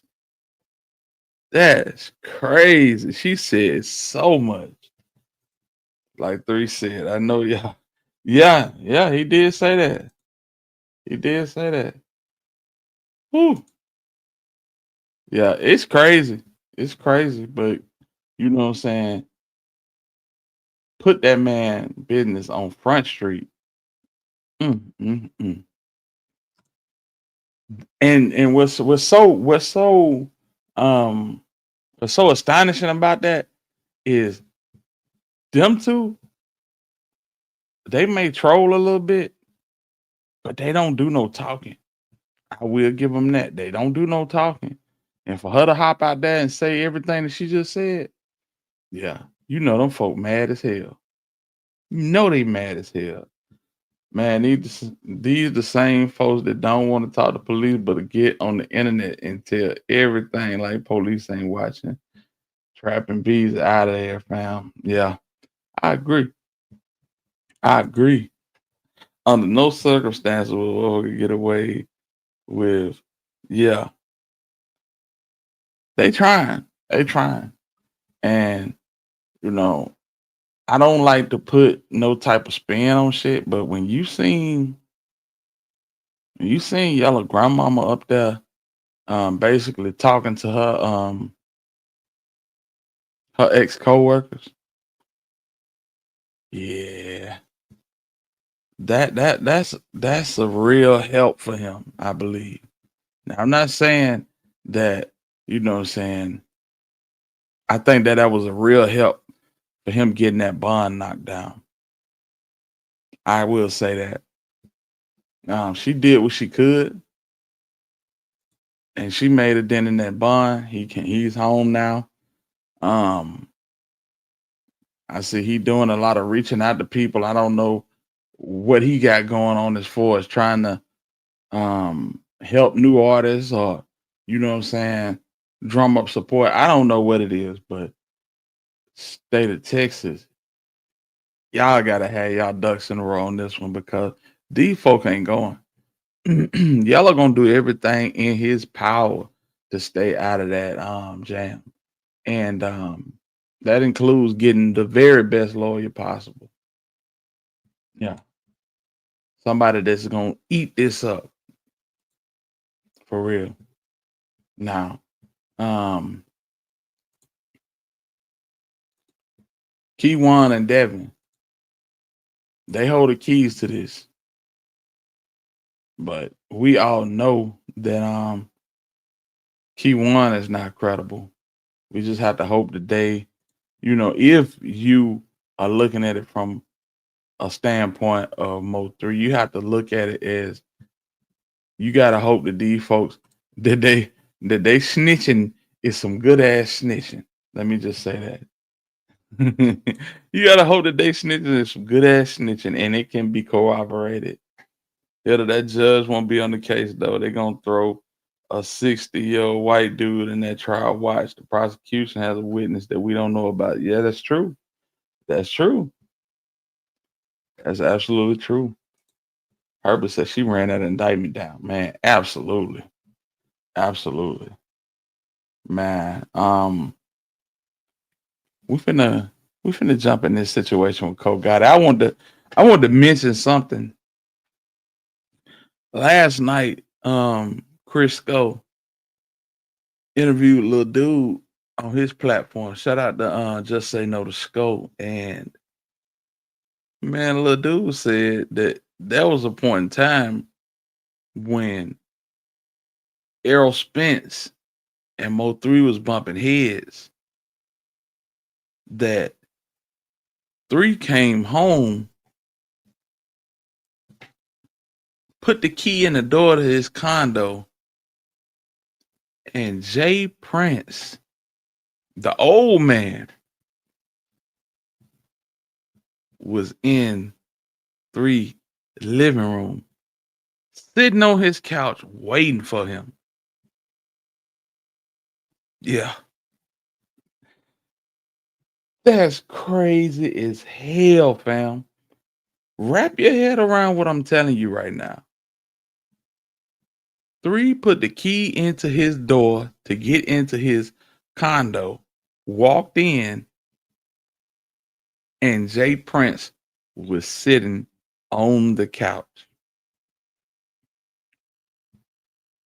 Basically asking what could he do to stop all the beef. Yeah. Now, I know that Junior had a relationship with 3. Junior had a relationship with Freddie B and Yella.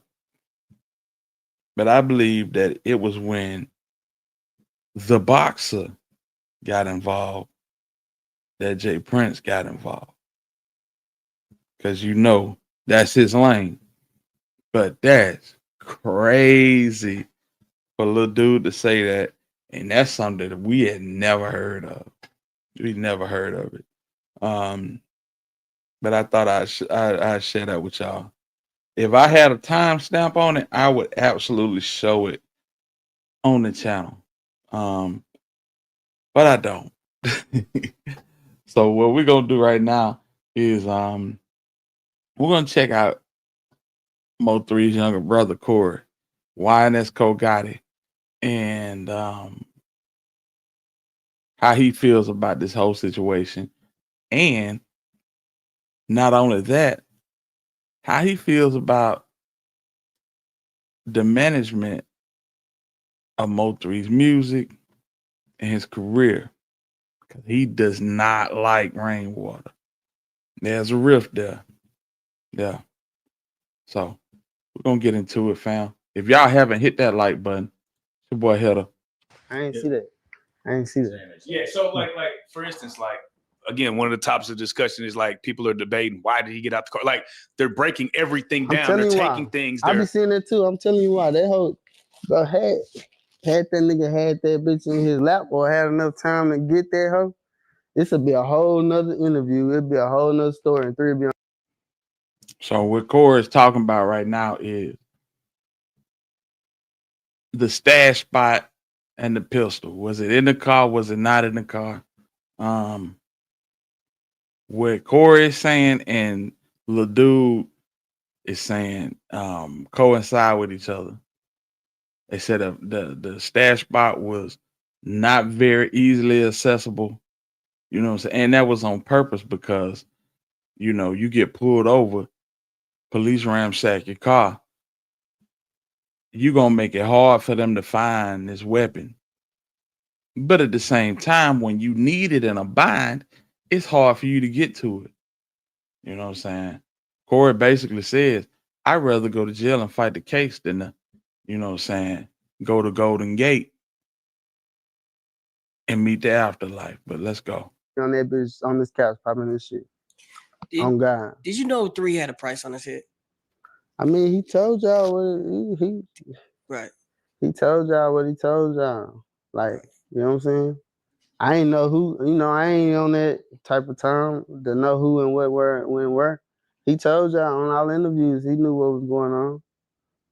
So let me switch it a little bit, shift gears a little bit, because I didn't even know Mo3 had a brother. I don't, and it's no shade or nothing. I just be oblivious, fam. I be having other shit going on.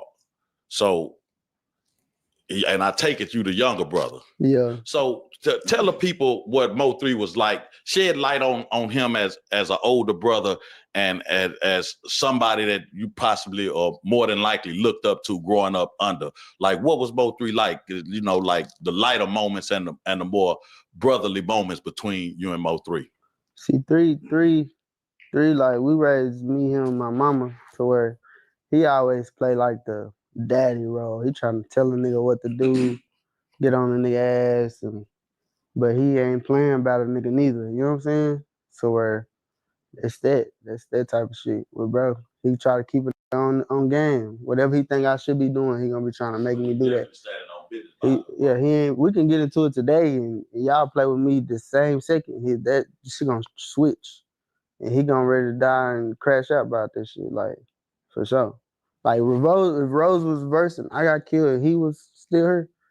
That to be doing 100 years, no count. I can say that for sure. You know what I'm saying? Now, one of the big tweets that went viral was when your mom said, finally justice, right? And then you did have a couple people, not to play devil's advocate, but was saying like, how can that be when they were both playing in the same field? Right. What is your response to something like that?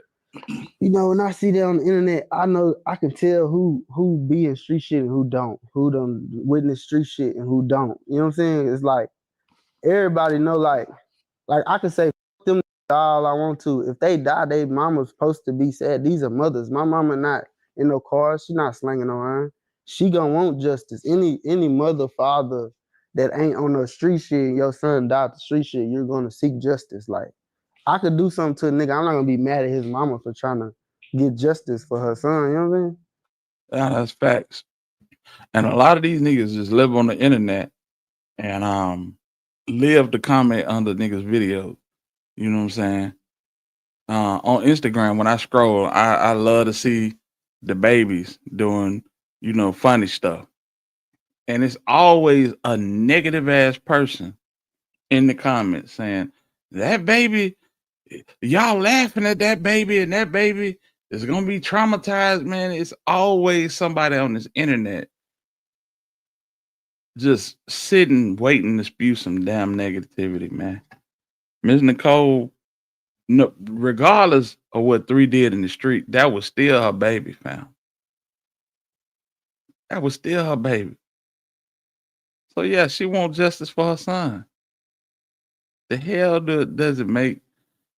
How does it make a difference that 3 was out here doing some shit that he probably ain't had no business doing?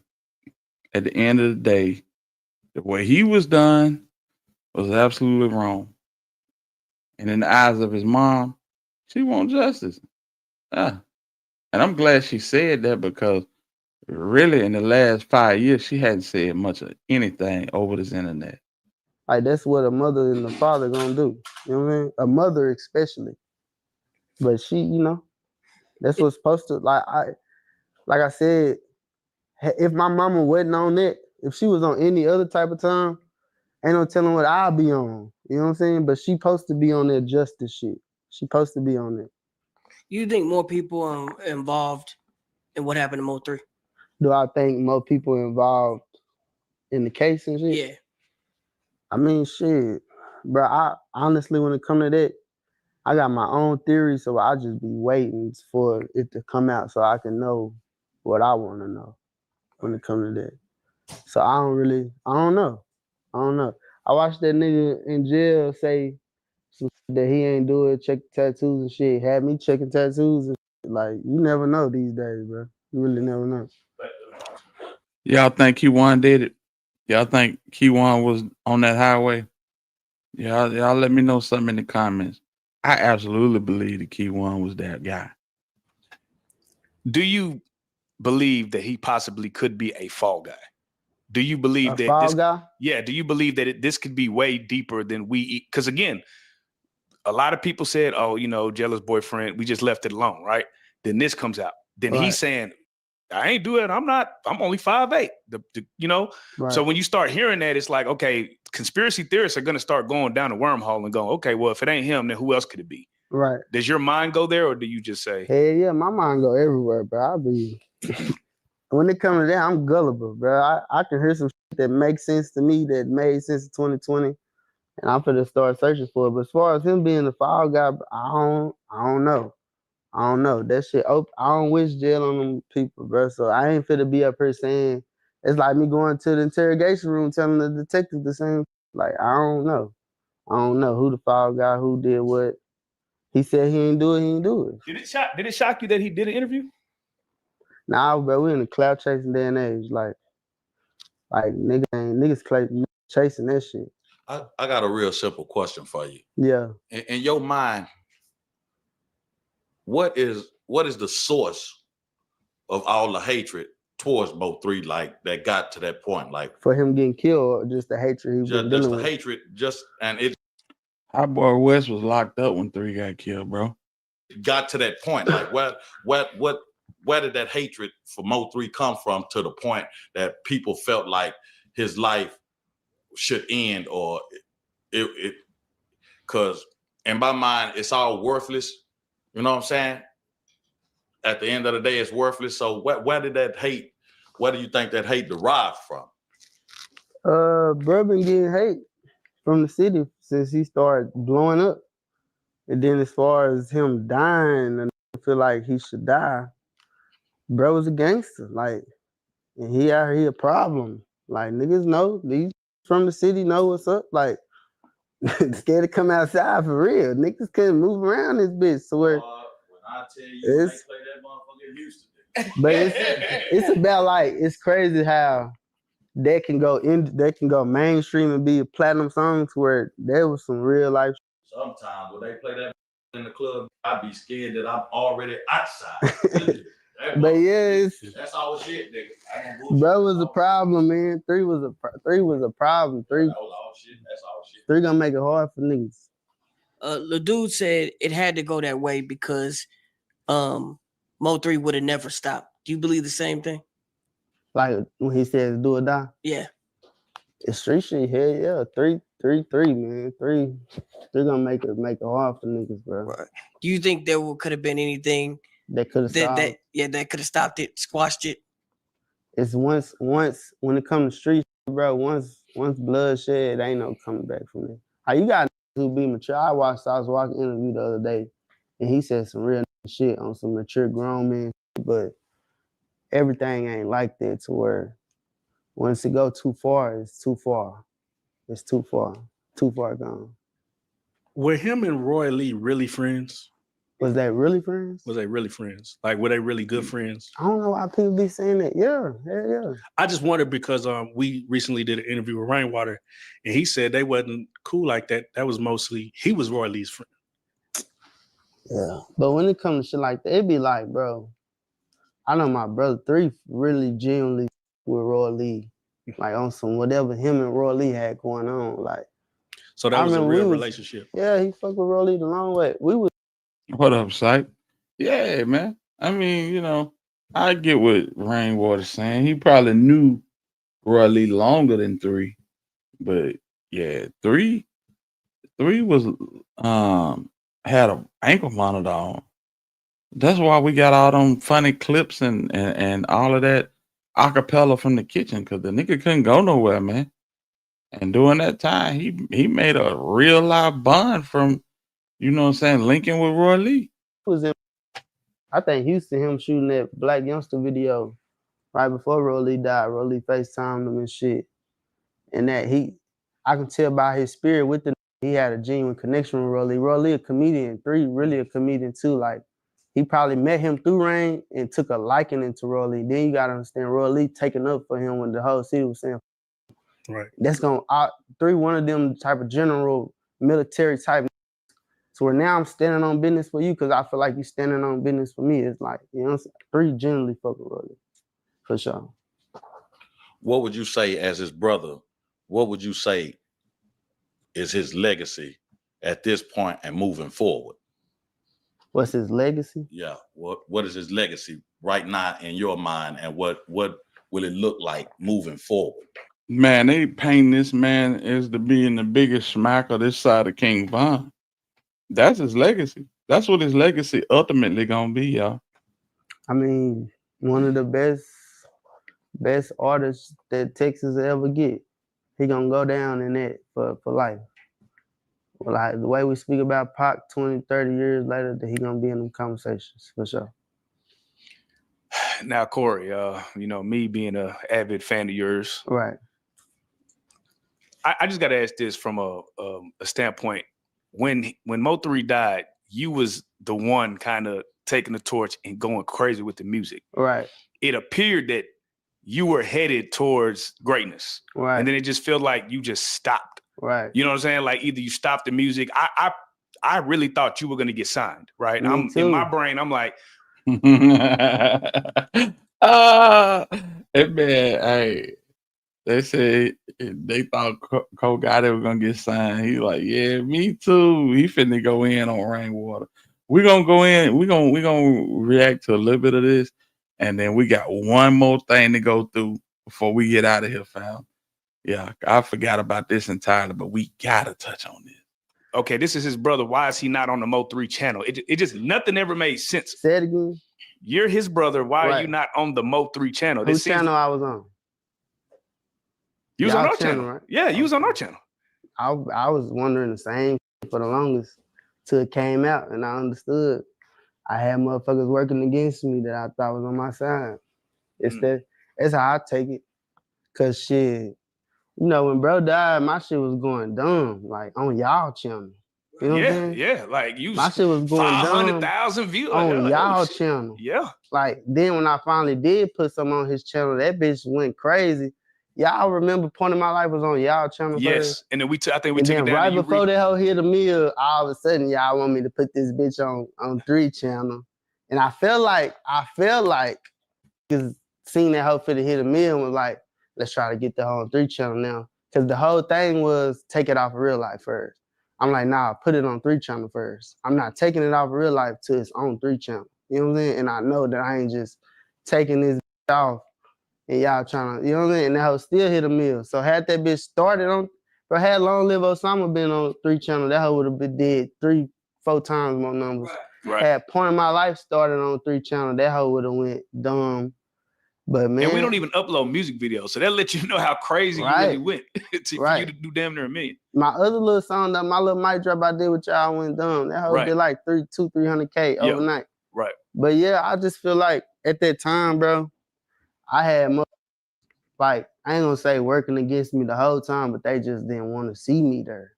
They didn't want to see me there. Around that time, I had niggas saying shit like, I can get you a deal here for 50K, or I can get you a deal here. And then like my cousin was trying to tell me, I can get you to create for 50K, right? Right. And I was considering it, but I had like 30K in my own money. Right. On streets. So I'm like, I'm hearing others tell me I can get you a real bag, $500,000, $1 million deal. So I'm like, nah, I'm gonna go with this move. But them motherfuckers telling me that was really just gassing me. You know what I'm saying? That's crazy. So you're telling me. So basically what Cole Gotti is saying is he had a plug with Create Music Group for 50K. And basically without him saying it, he's saying Rain said, bro, I can get you on the Empire for anywhere from 500 to a meal ticket. And he didn't follow through with it. It's crazy. Because again, you were putting out independent music with us, Right. right? Doing crazy numbers with us. And nobody had the presence of mind to say, this is his brother. Let's pass the torch to him. They ain't want to see that. They ain't want to see that. How is it possible? Not the people who I thought was trusted to do that. So again, forgive me because I'm a man. Right. Man. Shout out to Smackwater. Y'all be on IG, and you know what I'm saying. Y'all know Smackwater from Houston. He one of the people asking questions up here with Joker now on Real Life. So once again, I didn't know he had a brother, and I didn't know you rap. So as an artist, right? If somebody that never heard of you, right? How would you explain yourself as an artist? What kind of artist would you say you are, and where are you trying to go with your artistry? I think I make like pain music. I make pain music.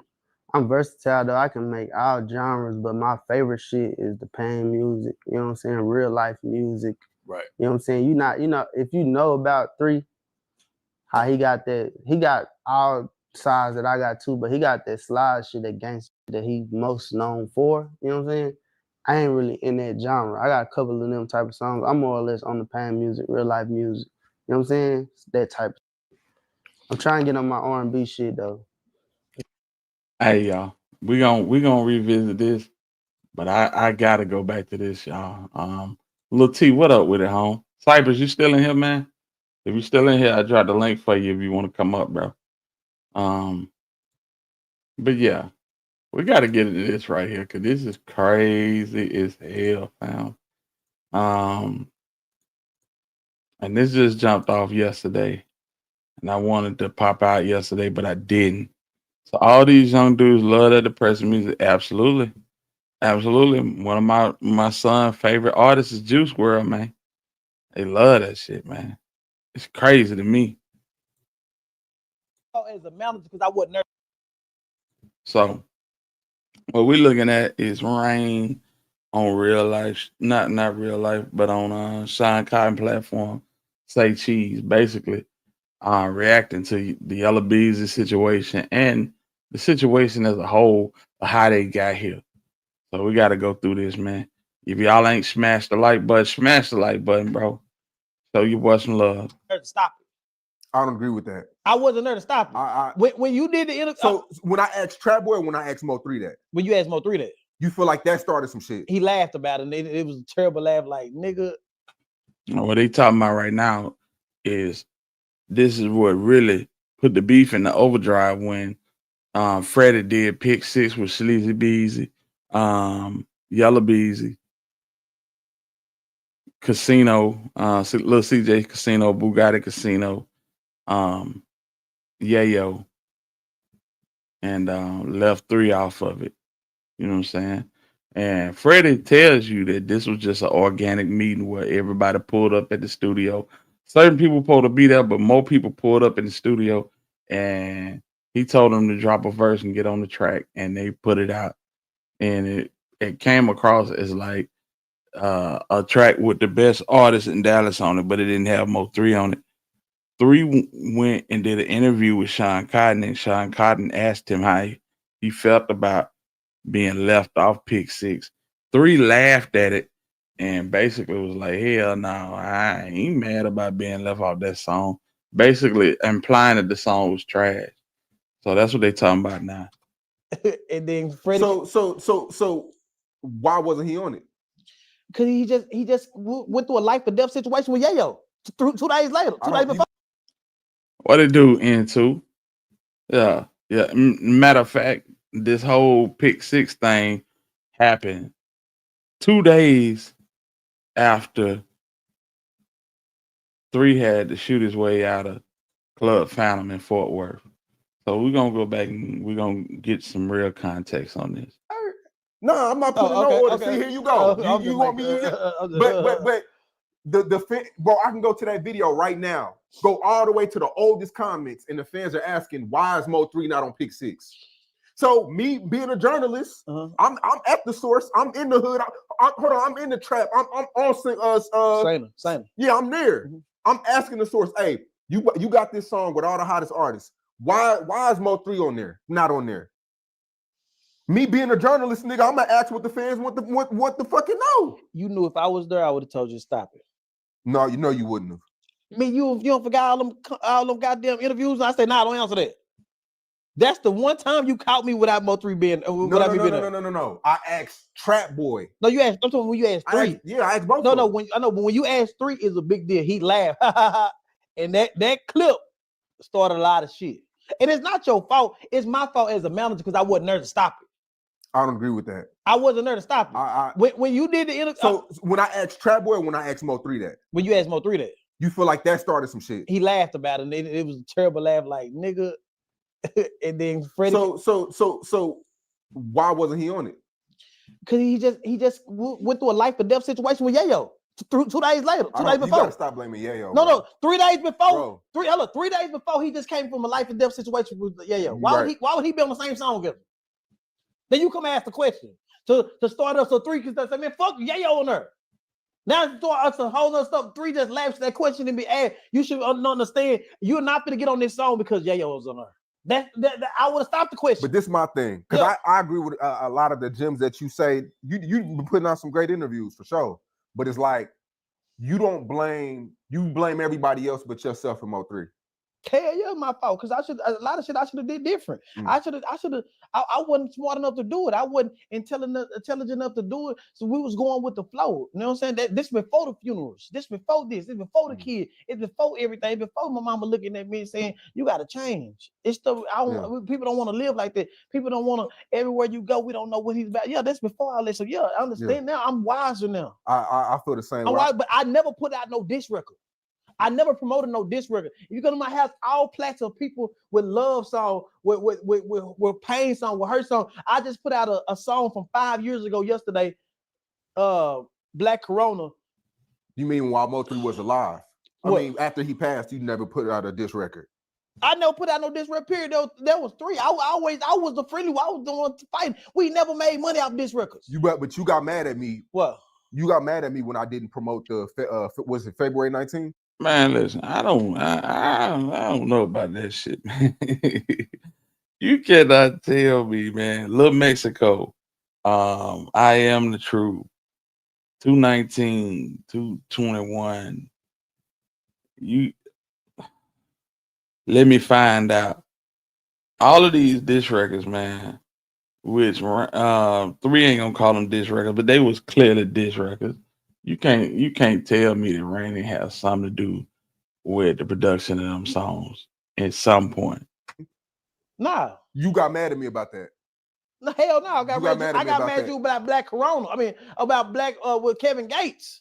You don't never post Kevin Gates. I don't understand why. You didn't post the Kevin Gates one song. The record? Well, why are you about to sit there? Why are you called? You called. This is what you did. You called and said, Black. You said the song was a great song.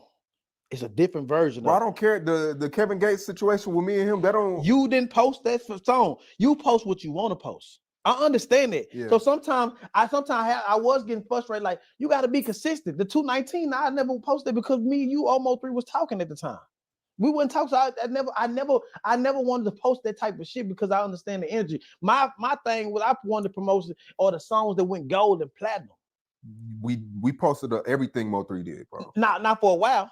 You know that. I can show you text me. You stop for Sean. You go through these times where you do 6 months, but at the end of the day, I don't trip about it because I backed up from Mo3 because me and you got into it. Yeah, because the time I posted. Like, but I understand that's what great managers should do. Yeah. So you know, but I never questioned the thing. But I do want to say this though. What? Since you saying that you take some of the blame, I take some of the blame too. You should. I do. You should. Like, bro, let me tell you this. I do. But in interviews, you make it to where, because you're a really influential person in the city, and whatever you say, people copy. So now that you say, oh, this shit started from, now you got niggas running around. No, it didn't start from you. It started from Yayo. It started with everybody. Don't. That all shit, of us. Have that shit in Fort Worth, we didn't start that. What that got to do with Yella though? That's the whole thing. It trickled down. Let me tell you this. I think the Roy Lee shit trickled. That was before that. This nigga Sean Cotton love Yayo, bro. And they will do business when Yayo come home. They will do business when Yayo come home. Trust and believe that. If it ain't nothing but interviews, but at the most of it, I really think that Sean Cotton gonna get this man a deal. I really do. Like straight up, that was before that. So at the end of the day, listen, nothing wrong with Yayo. Yayo is an awesome person. He have missed and missed what God have blessed him in the how? What like does Yayo got to do with Yellow Bees? No, play like that. Don't let that. Listen. In Fort Worth, Yayo got into a Mo3. Somebody died out of nowhere. It was essentially shit was Yayo doing. Went to Houston, got into the Houston people. Somebody died. Came back out. Got into just started the whole drummer back up in Fort Worth. Lil Ronnie died. He posted, "I'm sorry." Hey, that's a fact, T. Crawford. He did sign right before he got locked up. But hey, a salute to you, bro. Appreciate you for tapping in with us, man. Much love, for real. I'm sorry. You take that platform away from him, none of this would ever happen because he loved going viral. He told me on the phone, I can't go viral or people don't care about the nice Yayo. I got out on positive shit. People never cared about that. You know what I'm saying? Everybody know nobody give a fuck about no nice Yayo. No positive Yayo. They want that shit. You know that. So, it came back and bit them in the ass where, people can't never come back when the bullets hit you. And I feel bad for every situation. We went through the situation. The whole Dallas went through the situation. We got, bro, people used to laugh and talk and call this boy friendly. Who? Yellow. Yeah, it was. But at the end of the day, and fam, listen, if y'all not subscribed to Dan Mahale, y'all go subscribe to In the Lab Live. Boy, they have some crazy lives going on, man. Yeah, I definitely rock with Dan. And what he got going on, it's a lot of motion over there, man. Y'all check in with him. But yeah, that's the whole situation in a nutshell. Yellow Beezy always wanted the gangster persona that 3 had, and 3 always wanted the industry persona that Yellow had. They wouldn't let 3 in the door. Yeah, that whole incident at Jerry World where 3 came in through the front door, ended up getting arrested, and you know what I'm saying, taking off, and he went and made the song "Let Me Find Out." You know what I'm saying? This is the whole situation in a nutshell. They would never let this man in. He kept getting blackballed. His music wouldn't get played. He was asked a million questions everywhere he went. If he was to perform anywhere, you know what I'm saying, he'd get asked a million questions and then they'd deliberate and still tell him he couldn't perform. So he was up against that, and I think that kind of fueled a lot of the anger that we seen from 3. But let's keep going. Cause he finna drop a bombshell. Mo3 on your ass. You friendly. You friendly. Yeah, Mo3. Yeah, Mo3. Mo3 die. Oh shit, that's what he get. And he shouldn't have been fucking with Yellow. Nigga, that's what he get. He started all this shit. Yellow go to jail. That's what he get. He should have did it by himself. Everybody posted. I don't see the Deion Sanders posting them no more. I don't see the Earl Spitz posting free, my boy. I don't see bro, the radio station was promoting all of this song, playing all that shit. And then when he go to jail, they go post it. He's in jail for murder of Mo3. Man, fuck this city. That's fuck. You can't win for losing. That's him trying to tap into his Charleston White. He ain't do a good job of it. Straight up. It's so much shit out here. You can't win for losing. Nigga, it's so much shit. Zillionaire get hit by the feds. Everybody on that. Ronnie's little child died. Everybody on that. Yellow go to jail. Everybody on that. People forgot about Ronnie and Z in their situation.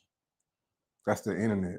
It's whatever then saw shit, then people don't even care about the baby no more. So sometimes people got to make a stand, but it's not your fault, but it is your fault, but it is my fault, but it ain't my fault. So as a whole in the city, man, y'all interviewed that boy 3 times. Who? Yellow. I interviewed Mo3. No. I'm talking after Mo3 there. Mo3 been gone 5 years. I mean, Yellow Beezy went gone for about 3-4 years. He hit me. He was like, "Yo, I'm about to put out some music. I want to clear everything up." What did he clear up? But you did a lot of interviews, bro. I know. Without him saying anything. You mentioned his name in every interview, he didn't say shit. I was telling the truth. This nigga lied through his teeth in them interviews too. I wouldn't say nothing about Rain either. But he did say something about Rain. He kept calling him the manager dude. Go look, it's still on the internet, fam. I was a killer. You were saying your perspective. Yeah, I was saying my perspective. So I kept telling y'all, man, y'all letting this man go up there and trying to control the narrative. You never asked him, or did you ask him? I never asked him what. Did you have something to do with the death of Mo3? I did ask him. And what he said? 800,000 views. And what he say? So you ain't got nothing to do with it. Did he lie to you? I don't know. It's an open case. What you think about? Did he lie to you? I don't know, bro. Listen. See, but you asked, yo, you crazy. You asked me them questions. You have asked me the difficult questions. People ask me every let day. me ask you a difficult question now, because the video is out. It did about 100 million views yesterday. But the surveillance from yesterday, it's not new. I think you sent it to me before. I've seen it. Yeah. The number one question is, why did Mo3 stop? It seems as though the car stopped on its own. Yeah, it did, didn't it? It seemed like the car just went dead. Yeah. It was the same. I'm on the phone with him, but if you look closely, he got the phone in his hand the whole time. But if you look at the video, it is like oil or something is on the ground right there. I don't know if the dude shot at something. Like the radiator or something. Yeah. But the car went dead. I think 3 ran out of time. What was he saying to you on the phone? Do you remember? Yeah. Where you at? He said, Ryan, they shooting. Where you at? Come on, where you at? Come on, where you at? And man, you just heard all the gunshots. Are you like in panic mode, or are you like calm? 3, where you at? 3, where you at? I jumped out of bed. And then I could hear the paramedics. So the phone's still on? Yeah, and then the people saying, we can't touch it. I could hear them working on it. I heard paramedics, I tried. Damn. And then I called, my partner said they was working on him going in the hospital. Because, a murder scene like that, they would have covered him up on the highway. Mm-hmm. So I think he had a chance. The shooter wasn't the actual gunman, the actual guy who shot him, wasn't the guy who was chasing him in the black Camaro, was somebody behind him. Didn't he run into somebody? He ran into somebody, I think. Yeah. Because I said. So Rain basically telling y'all there's another shooter. That's crazy. Yeah, we only got one shooter. They saying that Devin Brown, his role wasn't that of a shooter. So basically what Rain's saying is, Key1 hopped out allegedly and chased Mo3 in the oncoming traffic where he met up with another shooter. Yeah. Didn't he run into somebody? He ran into somebody, I think. Yeah. Because I see a lot of woulda, coulda, shoulda on the internet, but with a situation like that, the car stopped working. You got a guy coming from the front. You got somebody coming from behind. You can't jump off the bridge. We wouldn't know what we would have done. As a man, nobody would have knew what we would have done. I don't know what we would have done either in that whole situation. That's a fucked up situation. And then people mention the gun.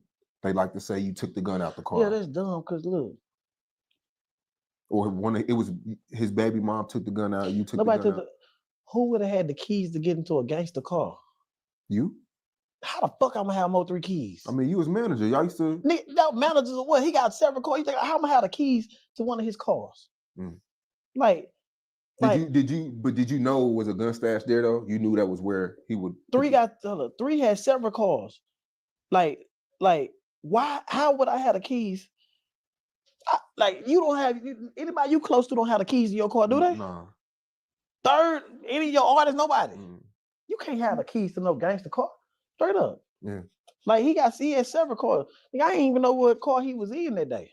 When he left me the night before, the morning before. Like, you know what I'm saying? So I wouldn't know what kind of car he was in that day, but like, let me tell you this. We just came back on the road. 3 had over $75,000 in all his jewelry in the car. In that car. So a person was not gonna go take no gun out the car and leave the money. The police, everything is with the police right now. The money, all the jewelry, AP watch, everything. You know what I'm saying? Cypress, you still in here? Hey, Cypress, drop a comment if you still in here.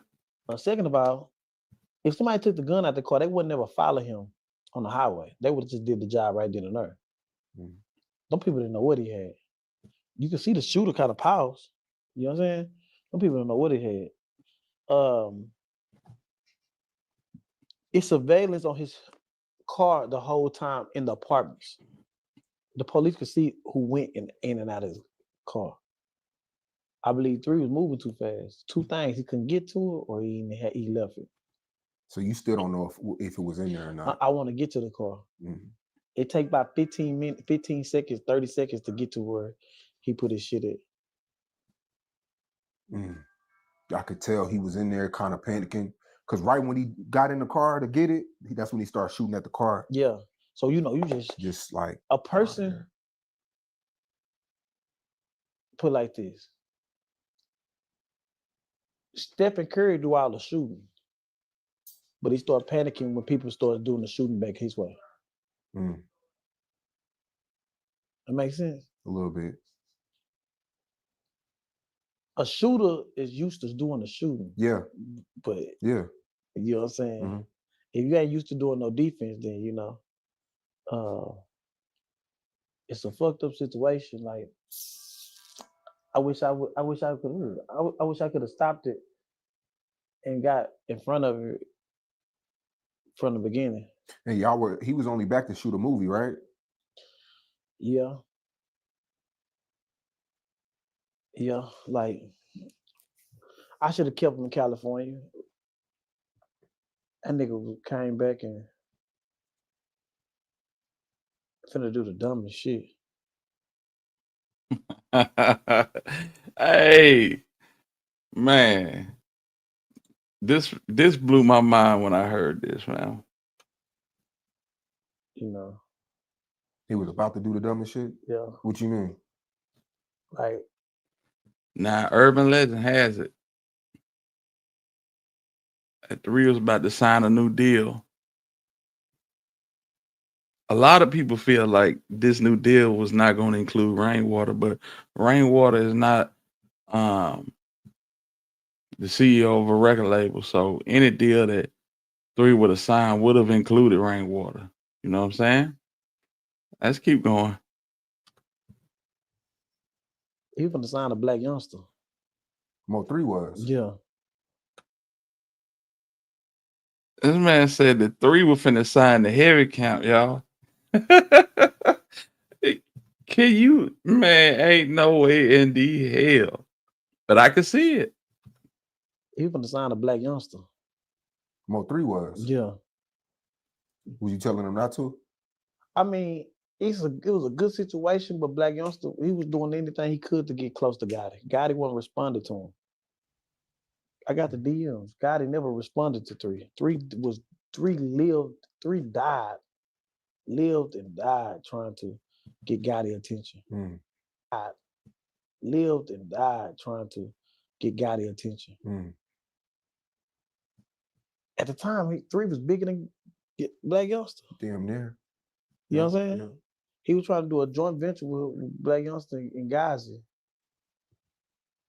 And I got the contract with Black Youngster. That was crazy. Now that you know it's been 5 years and you've been working with multiple artists, we've been working with multiple artists. Was this work ethic? Was he a one-on-one? Yeah, hell yeah, bro. I've been trying to find somebody with the same work ethic as what Mo3 had. And like talent, it's it's not talent, it's work ethic. Yeah, but that's what I'm saying. You can find an artist that's talented, but if they don't got that work ethic, it's not. It was determination to make it. You know, like recording songs. You know, entertaining people. I'm watching one of his lives the other day. Yeah. Uncle, where you at? Uncle, I'm over here, son. You know, he had different personalities that I never ever find. It's a lot of talented artists. They're not relatable. They don't open up to their fans. You know, we talk about it a lot. Like, if you can't put your face in the camera and know how to entertain the fans. These days, fans want to be entertained. The music is cool. The music got to be good, but you still got to know how to entertain. Since 3 died, I lost so much money fucking with these rappers. You know what I'm saying?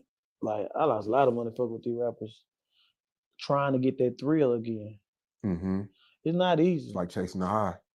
Yeah, it is. Like I see why some NBA coaches and only win one championship. Yeah. You see what I'm saying? Like 3 was one of a kind.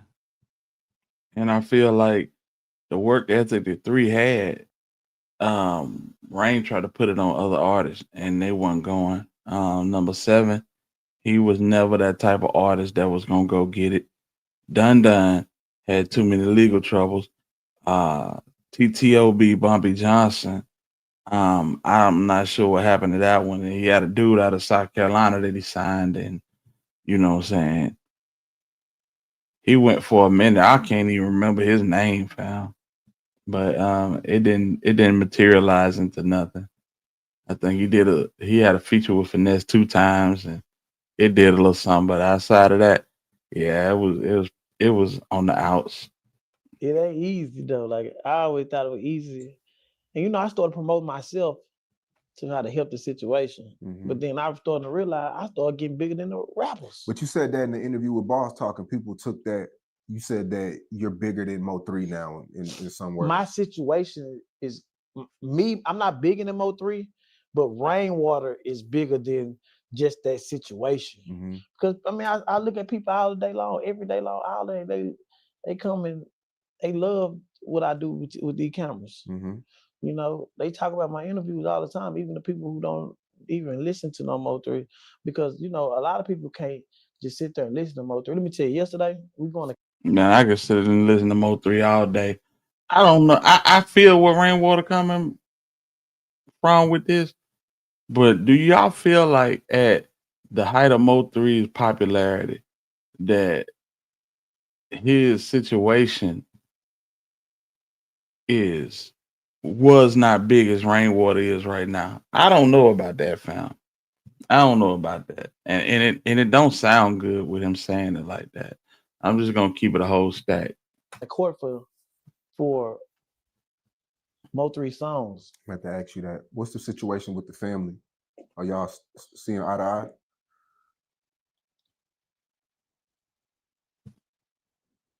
A couple of his families who ain't trying to be rappers and be famous, yeah.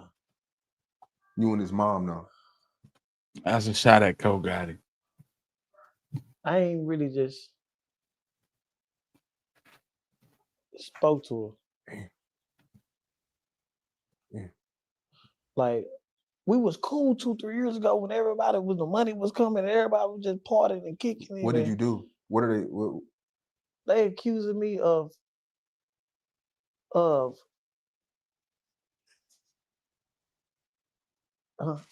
they accusing me of,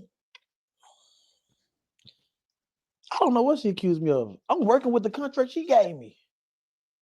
I'm working with the lawyer she gave me. Everything, the car I'm dealt with, she gave me. Like, but what the hell I did? People getting in the air?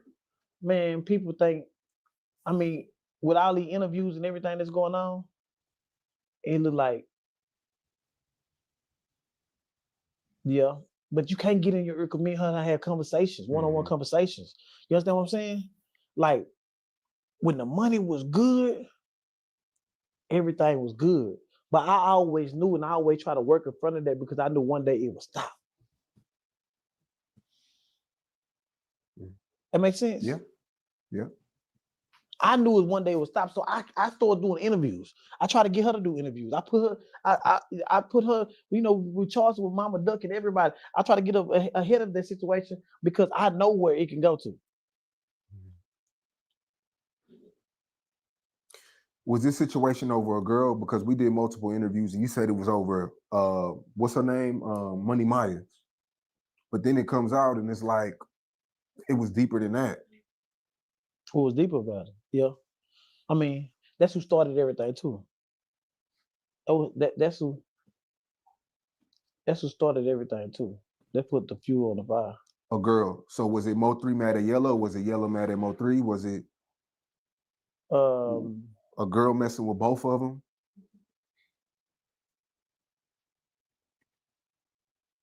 Because for the longest, you said Yellow had nothing to do with this. You said it was over a girl. I always knew Yellow did. You know how you tell somebody, nigga, you can't fight. You can't do this, you can't do that, and watch them try to crash out and prove. I kept saying it's a jealous baby dad. Some people from Oak Cliff used to call my phone and say, man, tell Rainwater, you know what that shit was about? They was trying to prove that it was about some gangster shit.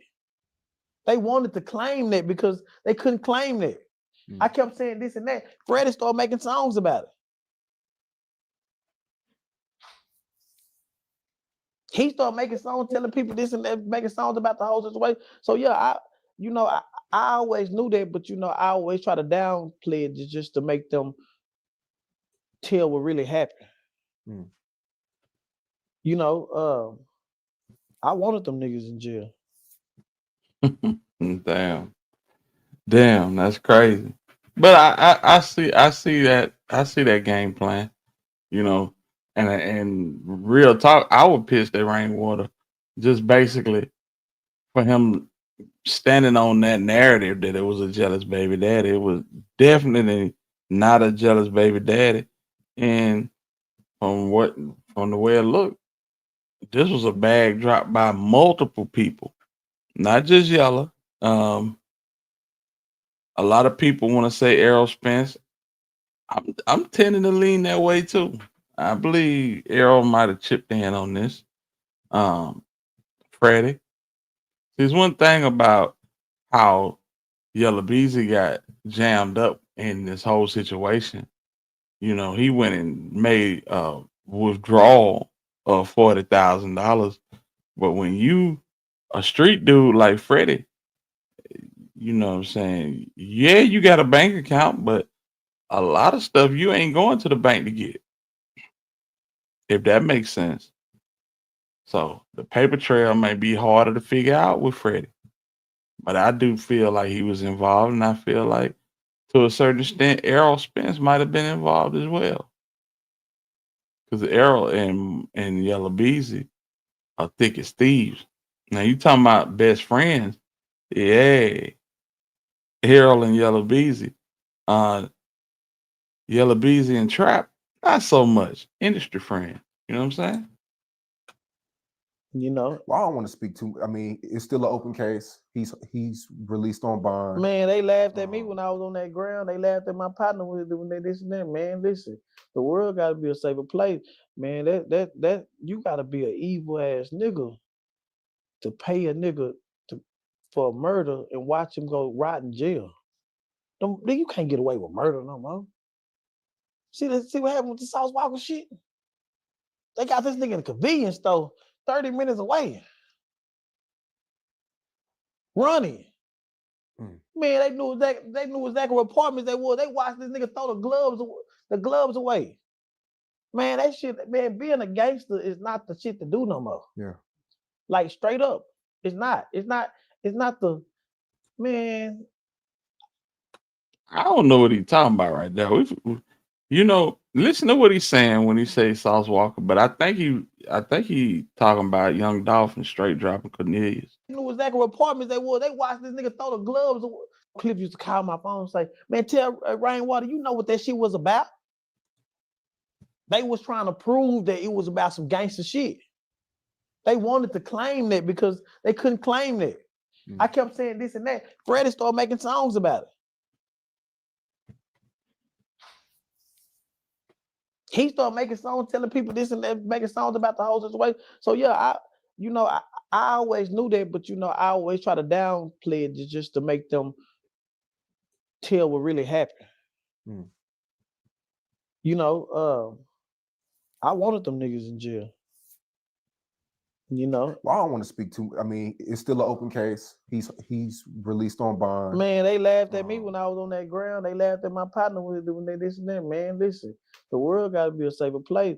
Man, that you got to be an evil ass nigga to pay a nigga for a murder and watch him go rot in jail. You can't get away with murder no more. So that's gonna be key to prove in this case the money transaction. Exactly. And who to say that Trap ain't just go in the back room in his store and pull out, you know what I'm saying, $20,000 or $30,000 and give it to a nigga in a grocery bag. You know what I'm saying? That's the difference between him and Yellow Beezy. Now, if Errol Spence was involved, yeah, they probably would have a way of tracking that, but not with Trap. Not with Trap. Now, y'all listen to what he about to say, and y'all tell me, is this the Sauce Walka situation, or is this the Young Dolph situation? Yeah, let me know something.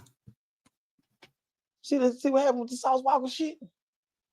They got this nigga in a convenience store 30 minutes away. Running.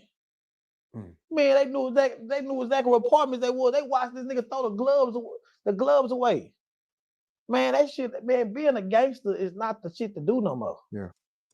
It could be Sauce Walka. I don't know, man. But I don't remember a convenience store or nothing. Hey, that's facts, T. Crawford. For real. Yeah. Paid them niggas a block and told them to go on ahead. Like straight up. It's not the man. I never want to manage a gangster again. I watched the gangster mama cry. To the point where you gotta explain and when it's no you can't ask for justice when a gangster die. So I don't never want to go down that route again. This whole situation fucked up my life.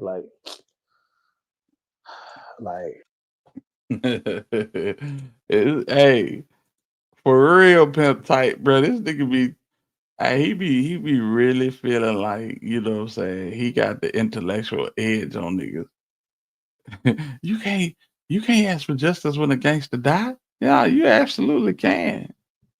You absolutely can, fam. This nigga's funny as hell. For real. Like, it's hard for me to trust anybody. You know what I'm saying?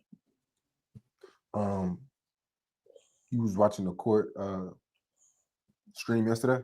Yeah. How'd you feel about it? Yella didn't realize when we went to court for my charge, my allegations with him, he didn't realize that was pre-trial for what they were going to do for him. Set that the same way. But this is a state case, right? But you gotta, the questions they was asking and watching his body language and the question they were asking both of them is like,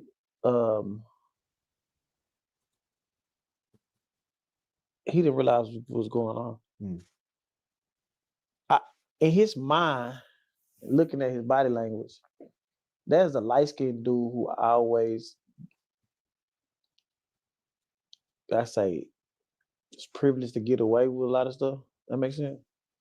I give you that. I give you that all day. He's super privileged. He felt like that he can get away. Even with being caught, he still feel like he can get away. You know what I'm saying? The courts absolutely told him, man, you need to get this shit together.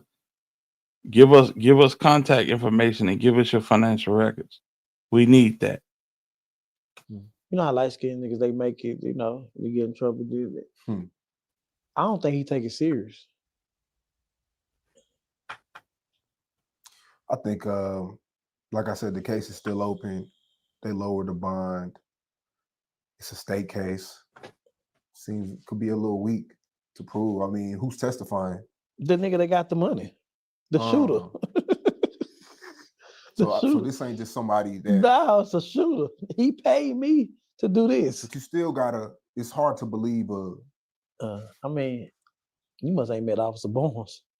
I got pulled over every day. You got put up. That's what I'm saying. Like, I don't know what's going on. It's a serious situation, and some people around here happy about it. Like, that's another black man who lost his kids. Mm-hmm.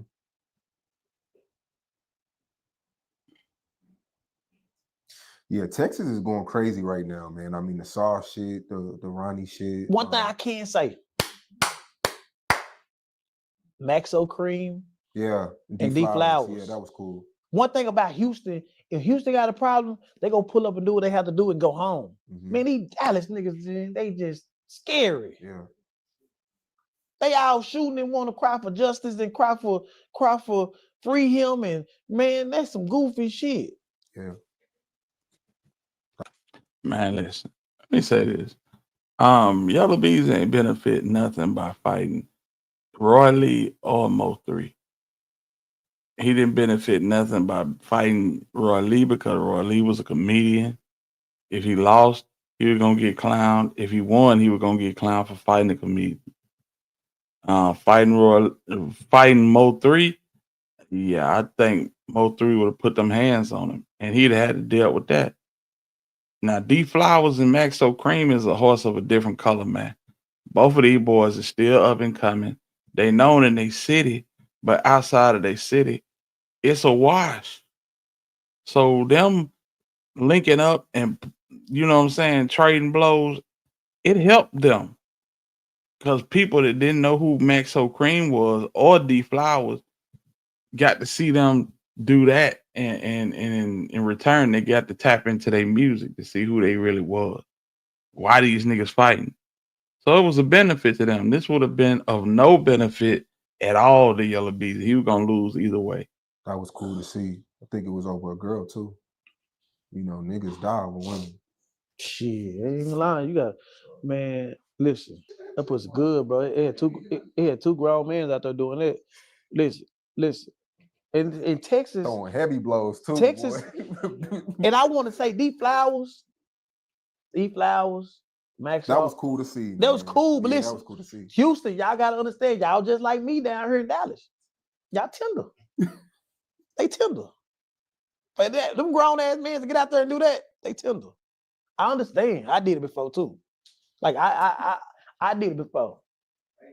And they tender. So at the end of the day, you know. That was a good thing to do. Nobody died about the situation, but we got a dark cloud over DFW. If Yayo get out and start that diss and shit, and you post it, you putting yourself back in the line of fire. Yeah, I think Yayo's mental's in a different space. I can say that, and then I'm happy that he had to sit in a month after it happened, because he gets out in 2 weeks. So yeah, he has time to think. And but like I said, what another man do, it don't got nothing to do with me, and I can't control it. But you can post it. Sean said I can't control it, but you can post it. Let me tell you this. What? so me and Main Music, we're in a partnership right now. Main Music who? With Tech? Yeah. Man. No, let me finish. Yeah. Him and Tech, Fredo, they into it. They going back and forth. Bro, I ain't touched that one time. No, that ain't. I know that. I ain't touched it one time. I know, but listen, because go ahead. Main is crazy. Main had some management behind him, and I was a root for Main. You know what I'm saying? Main should have got out and been bigger. You know what I'm saying? I understand why you don't touch it. You don't want to get in that Baton Rouge shit. Yeah. Mm-hmm. So, gang, that's what it is right there. Yayo will be out in 2 weeks. We got More developments coming from this Mo3 situation. Is Yellow Beezy gonna get rolled over on by Key1 and Devin Brown? It sounded like Devin Brown is talking. Key1 loved exposure. He loved the fact that people paying him for interviews. He got it. He making the stove twice a week. You know what I'm saying? And you know, that's what it is. But I just wanted to pop out and chop it up with y'all about this whole situation. Sayso P and Sauce Walka got their lick back, whether it was directly or indirectly. They got their lick back. A lot of people telling me that, you know, the second shooter has been found unalive. I hadn't gotten anything in my inbox on that. I'm gonna do some research. If we find anything, I'll drop a video for y'all. You know what I'm saying?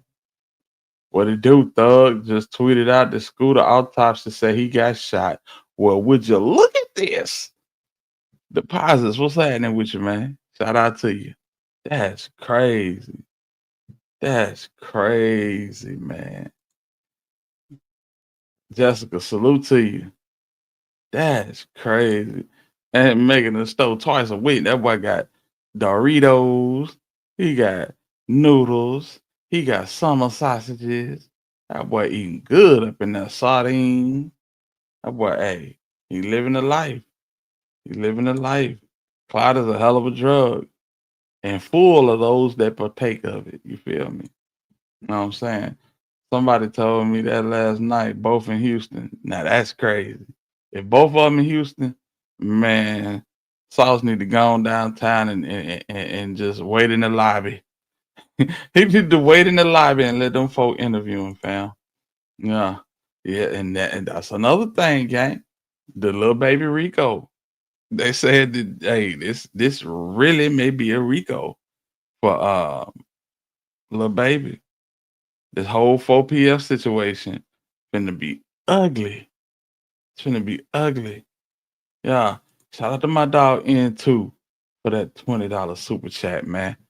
Much love to you, bro. Glad to see you back on the podcast and rocking with us in the chat, man. Real talk. But yeah, it's finna be wild. It's finna be wild, bro. But Sauce Walka, just like they found these boys, you better hope they find who did this to him and pray to God that they not affiliated with the Sauce Factory. Because if they are, fam, you going down. You going down. You are presenting yourself as the second coming of Jay Prince, and feds do not like that. They used the better part of 20 years to try to bring down Jay Prince without being successful. They're not gonna let you do the same thing. Yeah, they're just not gonna let you do it. But yeah, we're gonna let your boy do some homework, and as we find out, we're gonna have to drop some content. You feel me? Salute to everybody that's been rocking with us. Salute to everybody that dropped us a super sticker or a membership or a super chat. Salute to Mimi. Salute to Strawberry. Salute to Diane Brown. Salute to my dog Matt named Ace that came and dropped a few of them on us. You feel me? Salute to Diane Wright. You feel me? Yeah, Matt just kept coming back. I appreciate you for that, big homie. For real. J Rail, salute to you. My dog Havion. You know what it is. Salute to you. Matt came back again. And again. You know what I'm saying? Pretty Pearl. Salute to you. I appreciate you. Michelle, I appreciate you. Listening from work. I hope I was able to get you through a little bit of your work day, fam. And for my dog, nothing. N2, I appreciate you, big homie. Nothing but love, man. Nothing but love, fam. And to everybody that tapped in with us, that hit that like button, that dialogue with us, I appreciate y'all. To Marion, Pimp Tight, E Baby, Schmitty G, The list goes on and on. My dog Kenny Adams came through. You know what I'm saying? T. Crawford. You know what I'm saying? Real live hit squad, man. I appreciate y'all, man. And to y'all in the bushes, I appreciate y'all too, man. For real, for real. Shout out to my dog Dan Mahaya, man. Appreciate you stopping through and hitting that like button for a player, man. T. Crawford, man, I appreciate you, dog. Real live supporters, man. That's what it's gonna take, man, to get us out there into that algorithm on some real shit. You feel me? You know what I'm saying? Cause we could really pop out and tell a bunch of lies and a whole bunch of cap blogging and you know what I'm saying, fill this chat up. You know what I'm saying? But that ain't what this built off of. This is built about, you know, giving my personal take and just keeping it square down the middle. You know what I'm saying?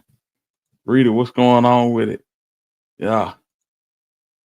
They're already putting it together. I think Sauce done for it. He might be. He might be. You know what I'm saying?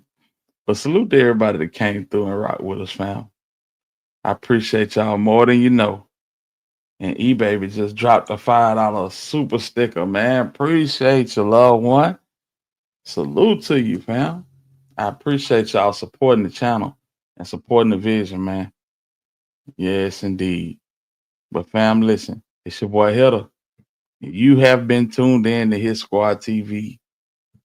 And until the next time we decide to spin, I'm in the win. Salute to the hitters. Y'all already know what it is, man. And if we get any more news, we might have to, you know what I'm saying, we might have to pop back out. But until then, salute.